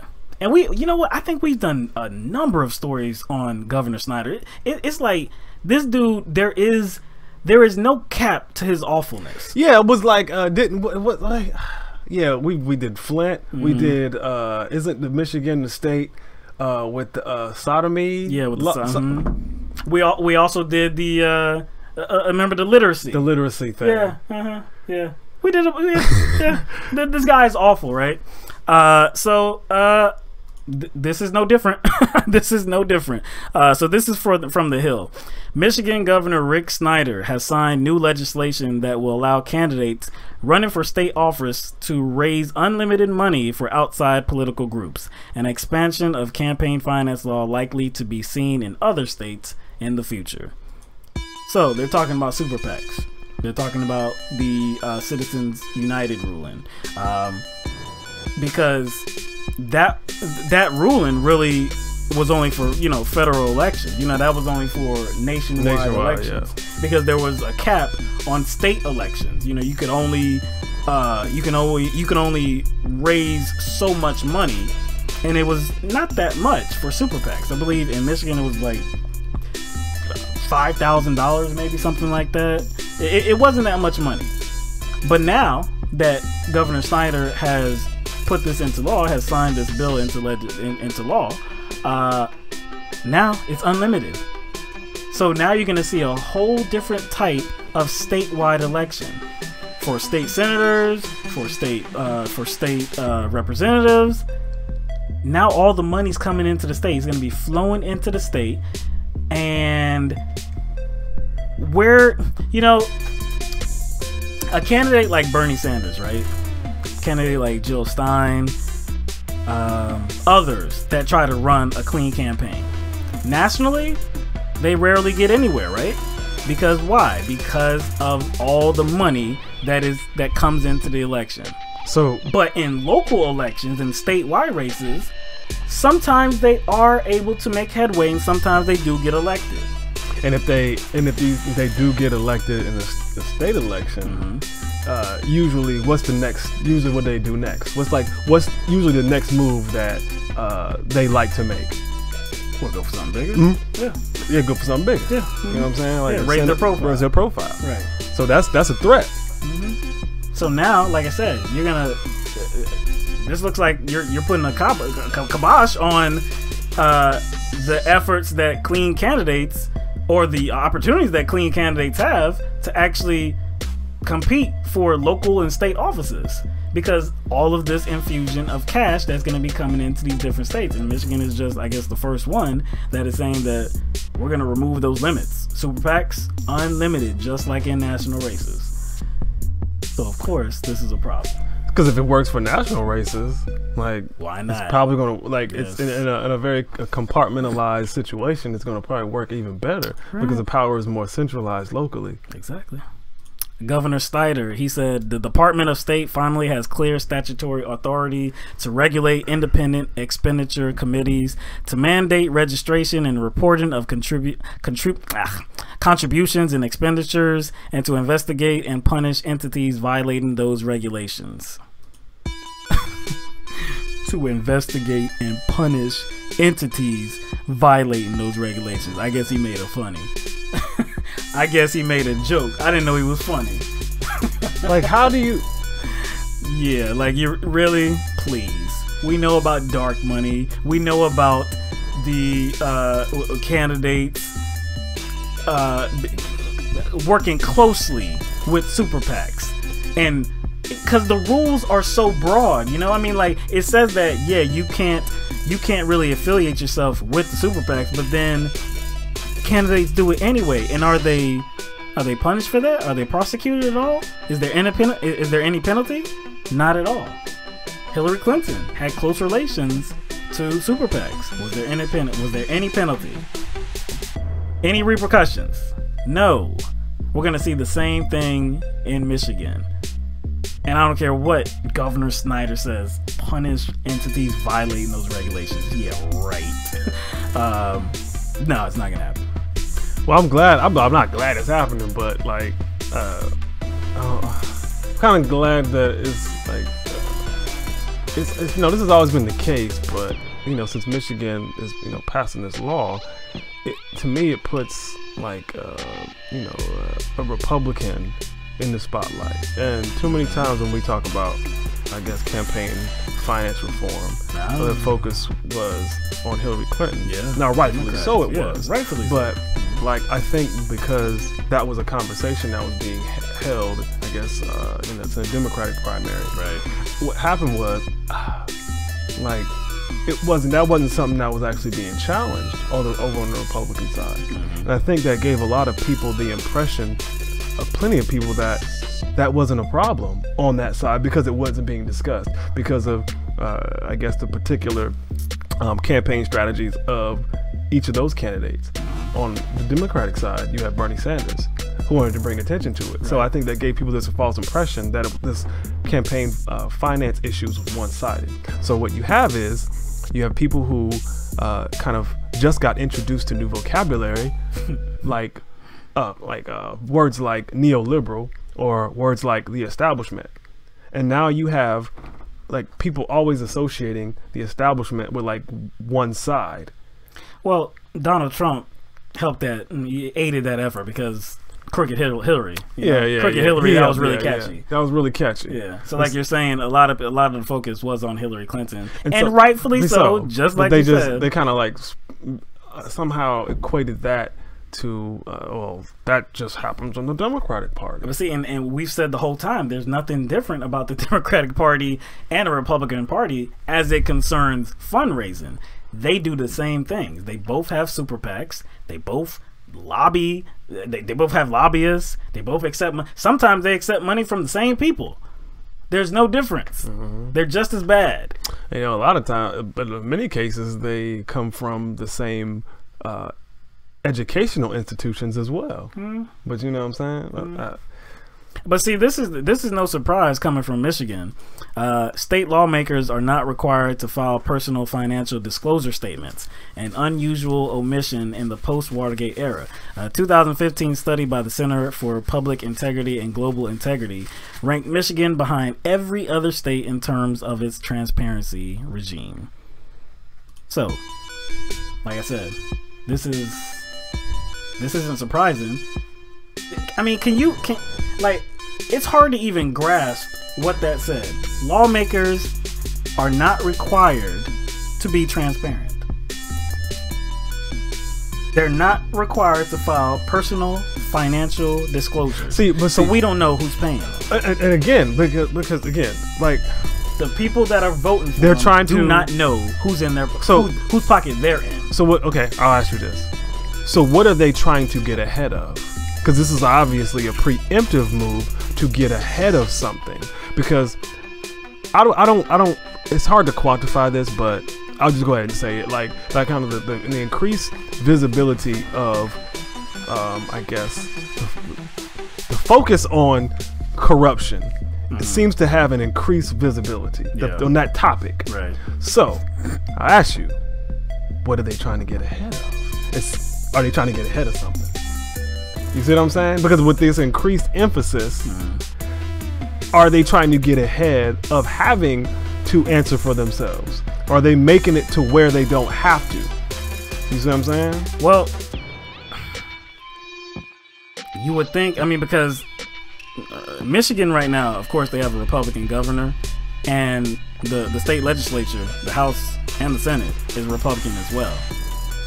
So this may help them keep that status quo in check. You know, like if they don't want Democrats coming and taking control of either one of the, the House or the Senate, or if they don't want a Democratic governor coming in, I mean, spend as much money and spend as much money as you can to appeal to the people that are going to be voting for you and kind of brainwash them. Keep your place. So okay, so it has a doubling effect. It has a doubling effect. So they get to spend a lot of money, which will probably kind of give them a head start. Oh yeah. Unfair advantage. Oh yeah. No and doubt. then Incumbents. And then so I guess the other effect would be the inability to, I wouldn't say the inability to criticize, but it's going to be hard to criticize them on where the money comes from if it's done in such like under the table ways. Right. And like we said at the beginning, clean candidates. It's kind of, but see, this doesn't surprise me because what happened in North Carolina when your boy lost? McCrory? Yeah. Remember when he lost? They tried to change the rules before they actually they had the other dude got inaugurated in. Yeah, they tried to change the rules so really the Democrats wouldn't have the same power that they had. Yeah. I'm like, goodness gracious, man! This and I think it even took so long for McCrory to even admit defeat. Yeah. Some crybabies, man. But yeah, this is a bad situation in Michigan. Like I said, it's just normal business, man. Normal business operations, no matter what the party is. If it's a Democrat or it's a Republican, they're going to try to skirt these rules. They're going to try to have a large flow of cash coming in so that they can, please. In national races, we saw that Bernie Sanders was able to raise a significant amount of money. But I think that was for a few different reasons. One, yes, he had a message that connected with a lot of people. But two, I think it said a lot about who he was actually competing against, Hillary Clinton. It was so easy to be against Hillary Clinton. So what you're saying is it's going to be tough for someone else that's kind of going up against a juggernaut. Yes. If they don't have... Well, it's going to be because if the opponent doesn't have the same, I guess, people don't have the same disdain that they have for Hillary Clinton, and that disdain is not going to be as prevalent in a state race. Bad news, man. Bad news. All right, so the last story we're going to get to. It's a doozy. I was going to say the same word, man. A doozy. This story is a doozy. All right, so. We saw this story. I first saw this story on The Intercept. Yo, when I just gotta say, when he sent this to me, I was like, dude, you playing. I was like, why you sending me movie scripts? Why you why you sending me articles from The Onion, or you sending me a script from some movie that like a TV show pilot? Like, how'd you get this, dog? How'd you get this? And it looks legit. It looks legit too. It looks straight out of The Onion. If you've ever looked at an Onion story. This is absolutely ridiculous, but this is absolutely real and happening right now. So this is about the case of Larry Swearingen.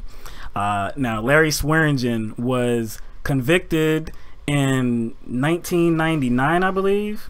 I believe he was convicted in 1999 of the rape and murder of a 19-year-old college student by the name of Melissa Trotter.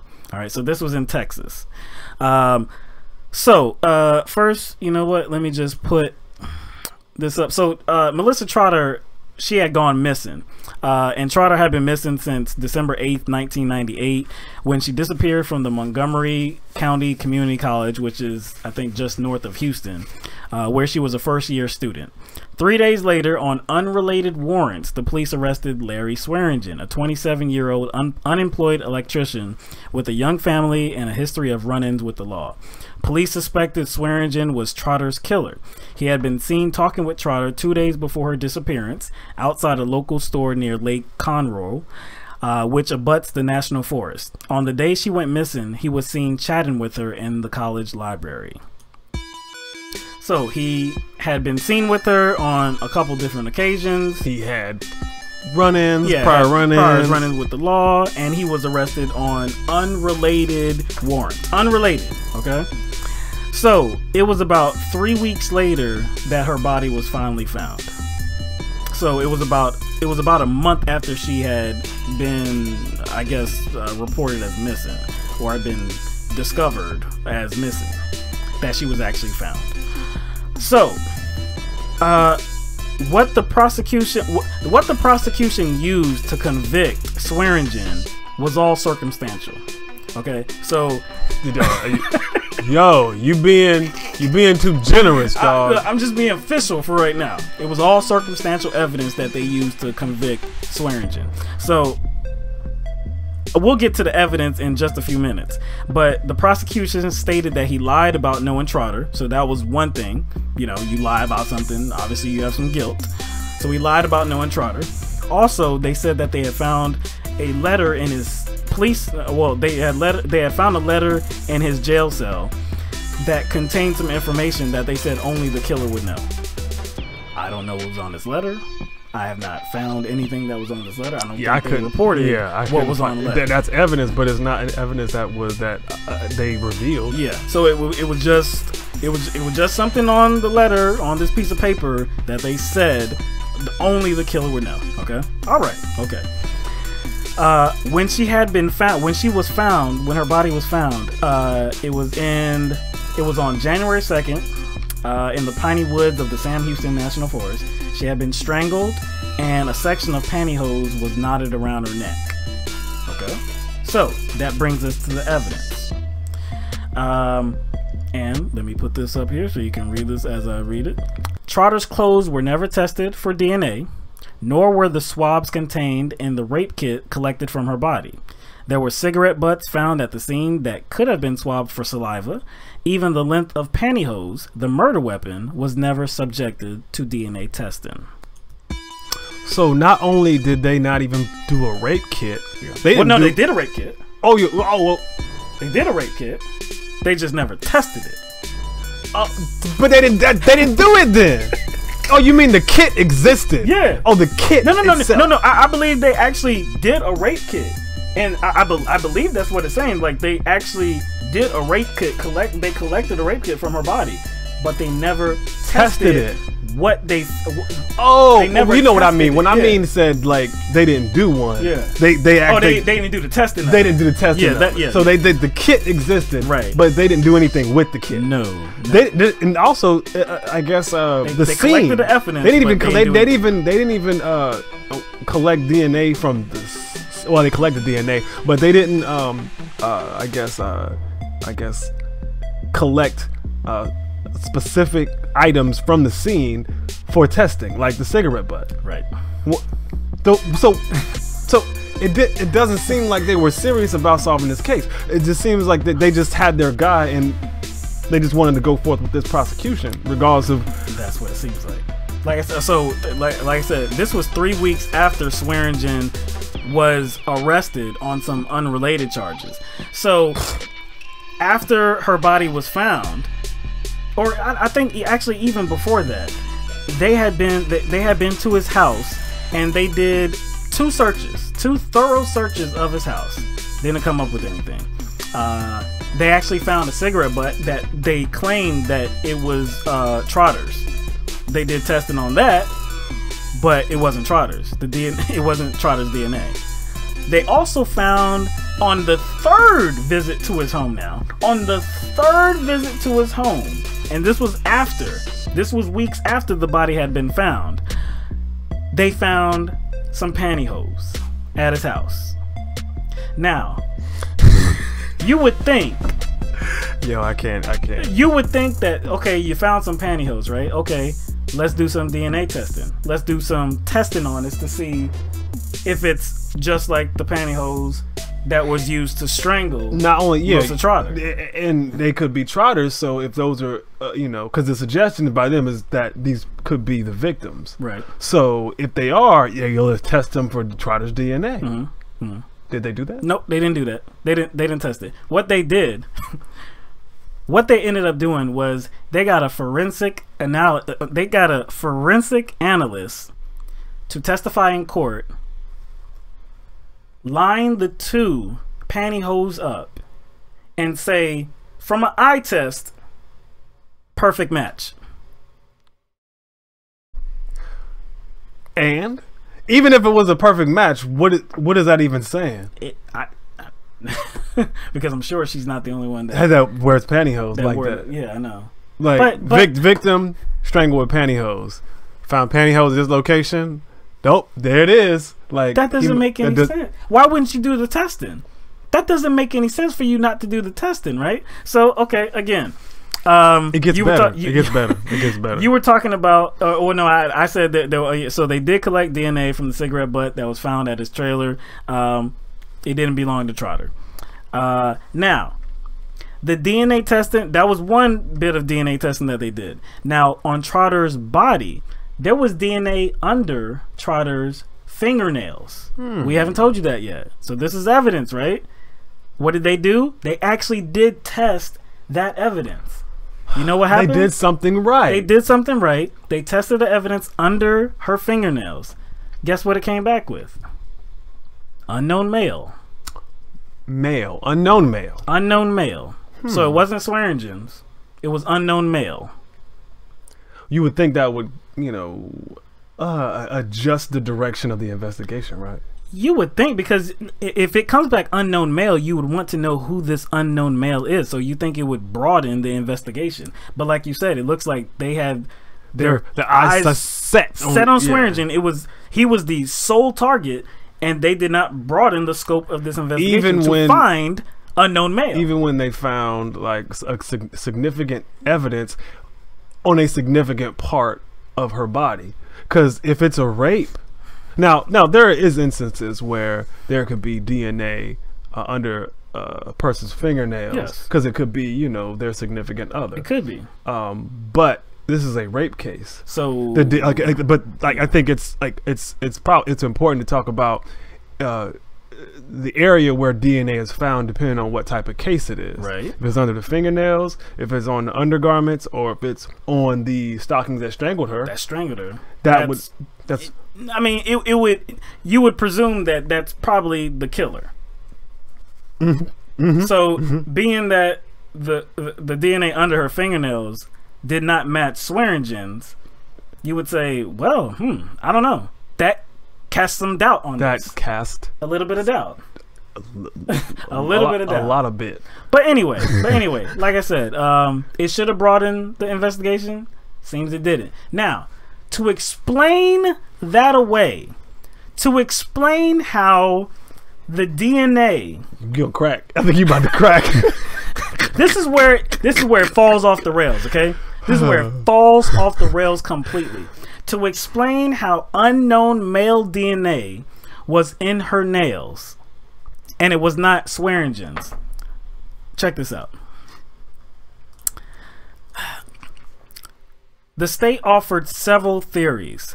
One of the cops present at the autopsy might have cut himself shaving that morning, and the blood somehow wound up under Trotter's nails.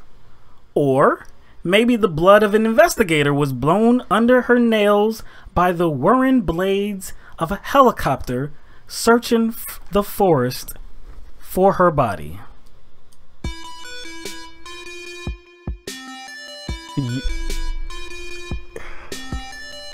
Yo, what world did that theory come from? Because that's not this world we live in.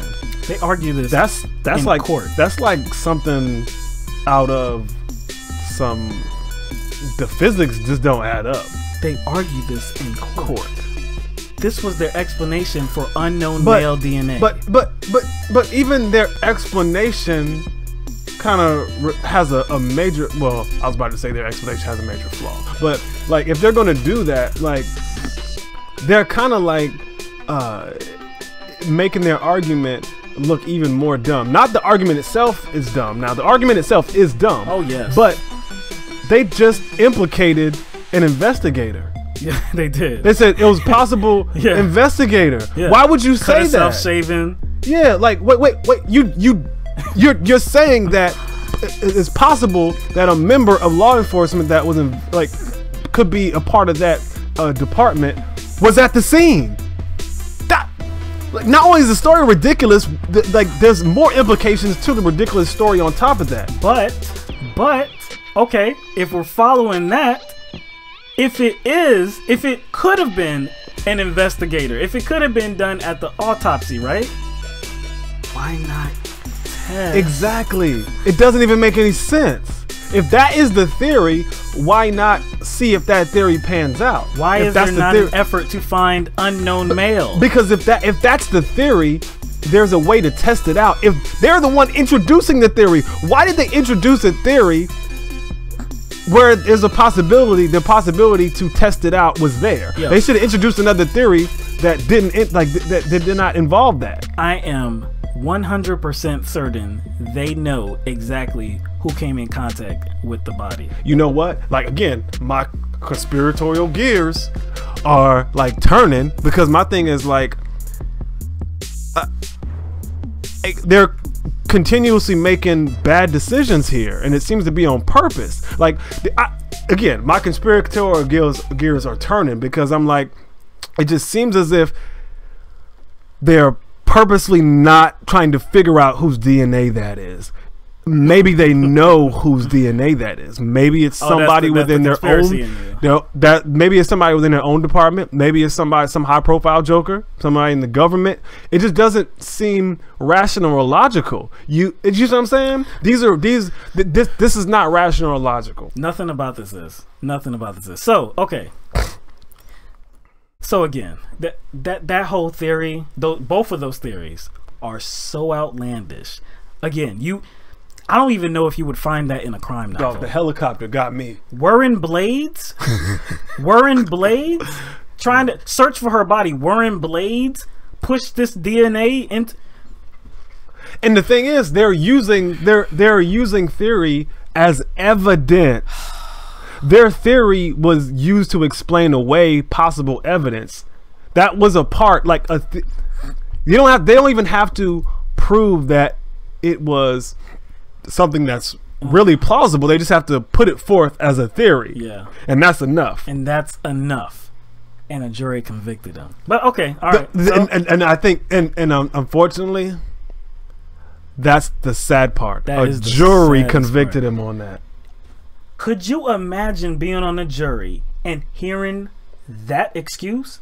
Like, that possible wearing blades, blue DNA evidence from an investigator do you? But see, that's not evidence that showed that Swearingen was guilty. No. That's just evidence that trying to explain away that's not evidence. That's a theory trying to explain away evidence. That's not even pertain to Swearingen. So you're telling me, okay, so he was seen with the victim. That's it. This letter that had some information that only the killer would know. That's what they said. He lied about knowing her. And this perfect match from an eye test. That was enough. That was enough to send this man away. And he got the death penalty. So this man is scheduled to die this year, November 16th. He's scheduled to die. Now, he's appealed. He's appealed a number of times, I believe. And he has appealed because he wants the DNA tested. The DNA evidence that they have stored, he wants that actually tested. Now, here's again where things get stupid. Here's where the track goes off like it already went off one track, right? So it's off the rails already. It's already off the rails, and then I guess it landed on some other rails, and then it went off those rails again. Then it went off a cliff. Yeah. then the train went off the cliff. So Swearingen wants the DNA test. He wants the DNA tested. Okay. Now, there was a district court, I believe, in 2013 in Texas that said, okay, we approve of the DNA testing.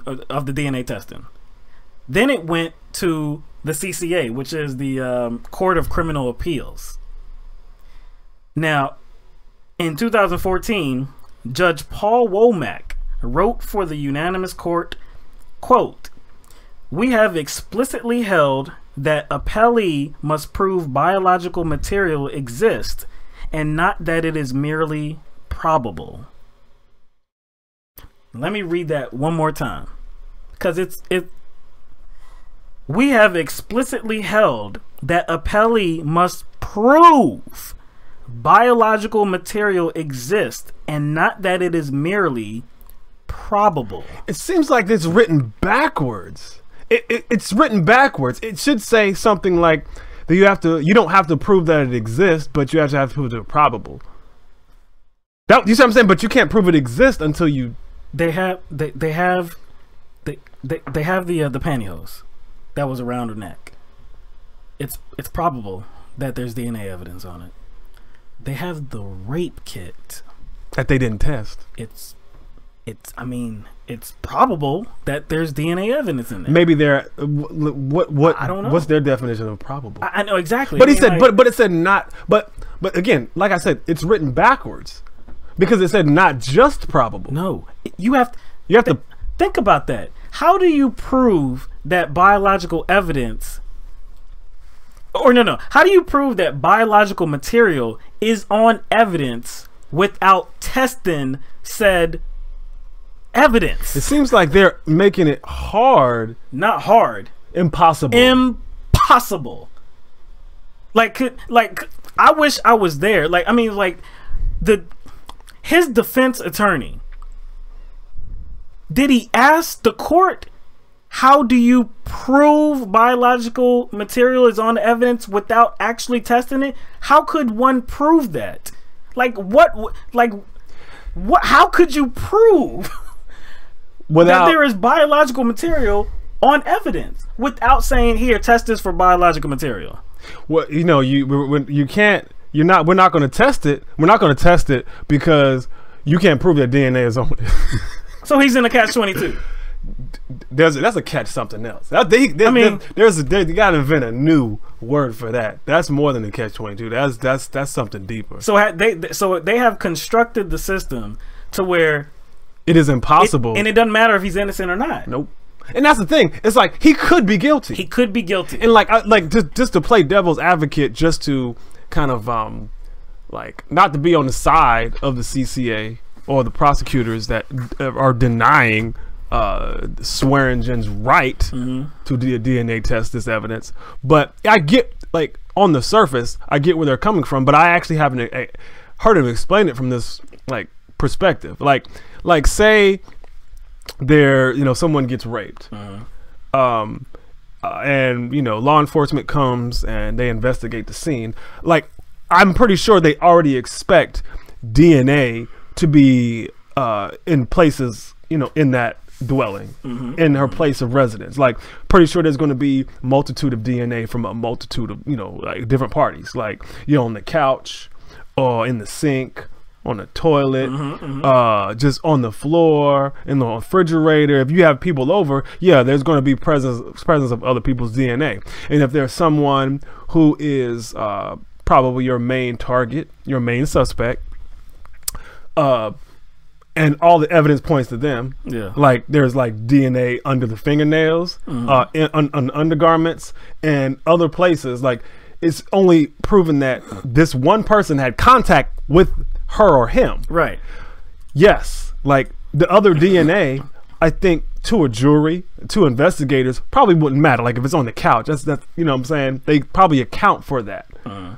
That's not going to deter the case. And I understand they don't want to prejudice a case with DNA found at the scene or on items that don't matter, because he can say, see, other people were around, therefore I'm innocent, which is not the case. But in this particular case, there was DNA found on certain areas and on certain items that directly involve the particular crime they were investigating. You see what I'm saying? Yeah. So to me, that's not a wash. Even my playing devil's advocate doesn't even make sense in this case, because it just doesn't apply. Like I said, that's probably the base of, I guess, how they're looking at the case. like, oh, we don't want to find another DNA sample because that will, that will somehow prejudice the case. But in this particular case, the items that they want to test are directly related to the crime as a rape, and probably would, it would probably, I guess, bring attention to another suspect. And one of the prosecutors that was that worked under the CCA or for the CCA behind the denial of the DNA test said something really strange. Like, he said, well, even if we find another DNA sample that belonging to somebody else, or even if we test these items, all it would do would indicate that he had an accomplice. That's what they said. That's what she said. And I'm like, wait a second. As a prosecutor, again, your excuse would actually indicate your neglect. The same thing about you are not interested in justice. Yeah, because it's the same thing with the possible investigator being there. Right. What, the shave? Yeah. What? Cut himself shaving. Yeah. So again, the theory of the explanation or the reason for why they're trying to deny to do justice actually brings attention to some other absurdity. Right. So you see what I'm saying? So that's absurd for a prosecutor to say, well, he just had an accomplice. I was like, wait a second. As a prosecutor, you're not at all curious as to, we need to catch the person who was because if you're interested in justice, that should prompt you to say, oh damn, hold up, somebody else is responsible for this. Let me go get them too. But they didn't do that. They said, well, we got one of them. Come on, man, who does that? Well, we got one of them. Let's shut it down. Again. Nobody says that. Again, the conspiratorial gears, man. It doesn't make sense. Nah, this whole thing does not to me, make it's sense. okay. If you're thinking of it as I guess when it comes to prosecutors, if you admit you're wrong or at fault, what's going to happen? All your cases are going to be, I guess there's going to be an umbrella of doubt over all your cases. Mm-hmm. But this doesn't apply to this because they constantly made the weirdest decisions. Yeah.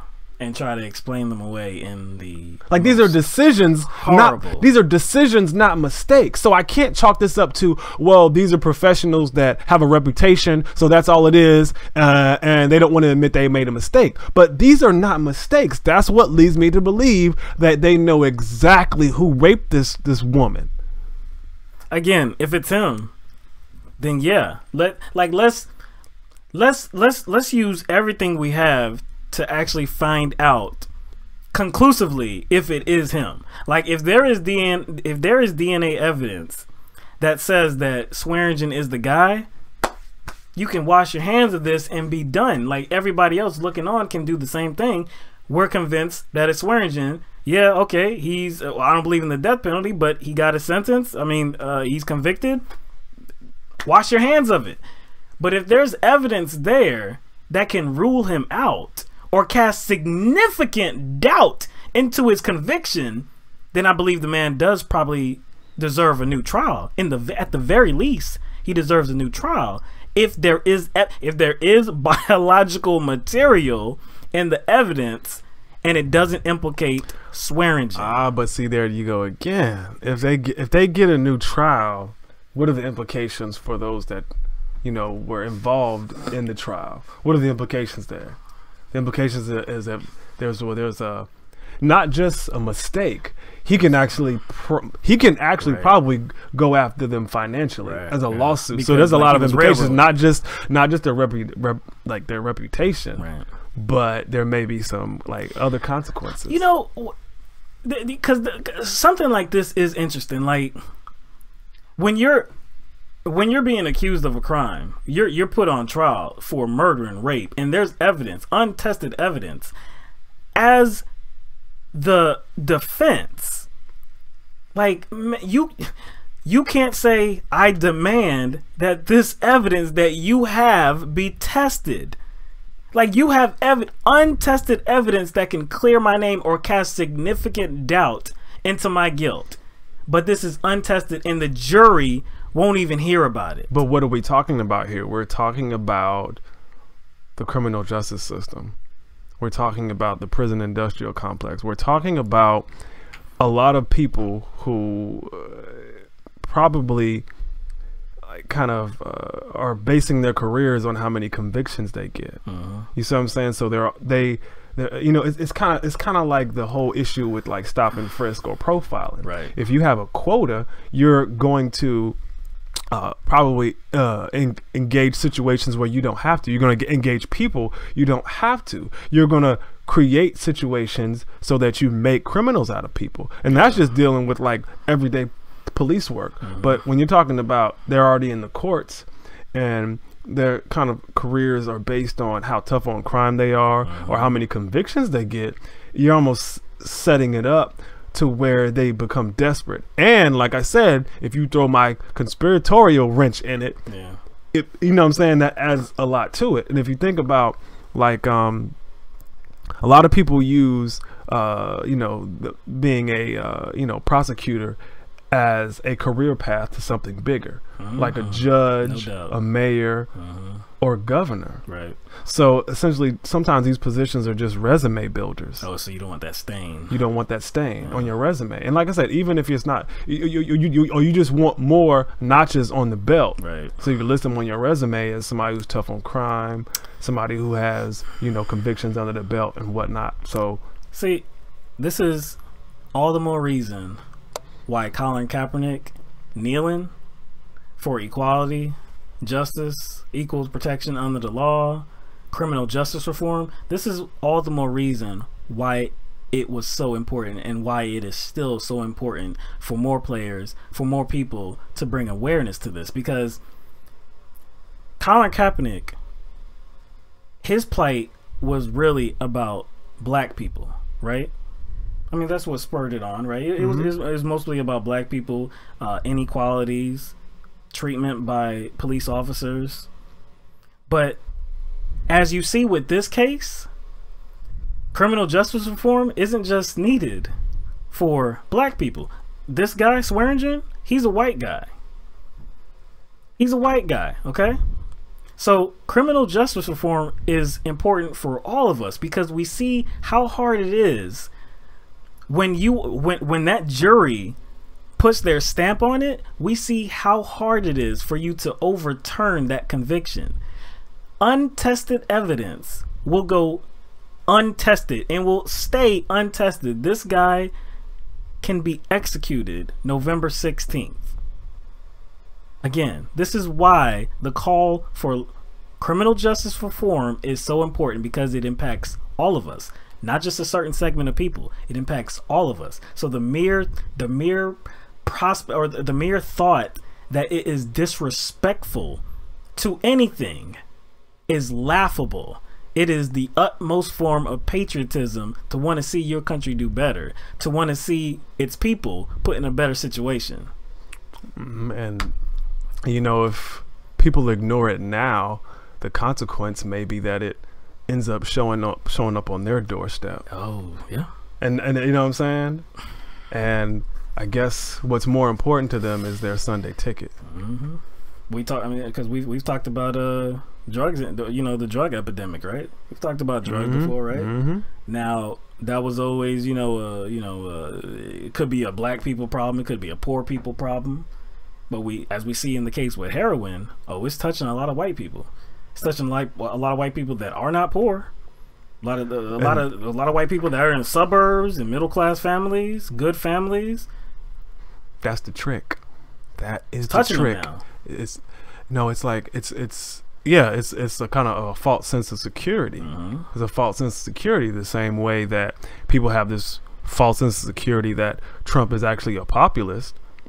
They have the false sense of security that this injustice won't touch them. Right. You know what I'm saying? But they have to realize that they're going to be sacrificed for the greater bad. I know, right? You know what I'm saying? Yeah. Well, all right. Well, that's all we got for today. That is Thursday's show.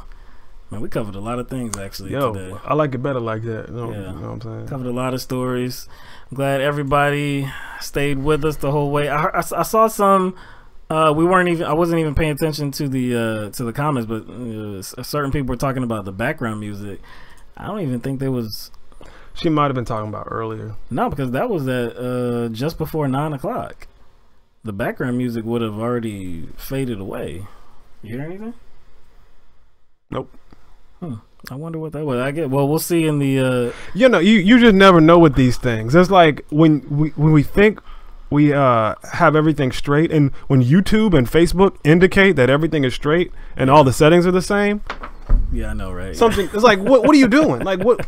Like, come on, man! It's just like YouTube, Facebook. What you doing? Like, you didn't do this yesterday. But that's why we need. Well, what's the hashtag, man? Hashtag broke broadcasters. Hashtag broke broadcasters. Because Liz is saying you'll hear it when you go to edit the episode. Okay. We hope it wasn't too bad, but anyway, yeah, that's why there are a lot of improvements to be made. The biggest, I guess, one of the things that we would want to rectify is we want to be able to simultaneously broadcast, YouTube and Facebook through a one program. Can't do that right now. We have to get the program, and the program will be expensive. And he says, "I thought y'all were doing something new." No, nope. That was completely unintentional. Nope. Yeah. It says, it was playing for a while. It randomly came on and off. It was weird.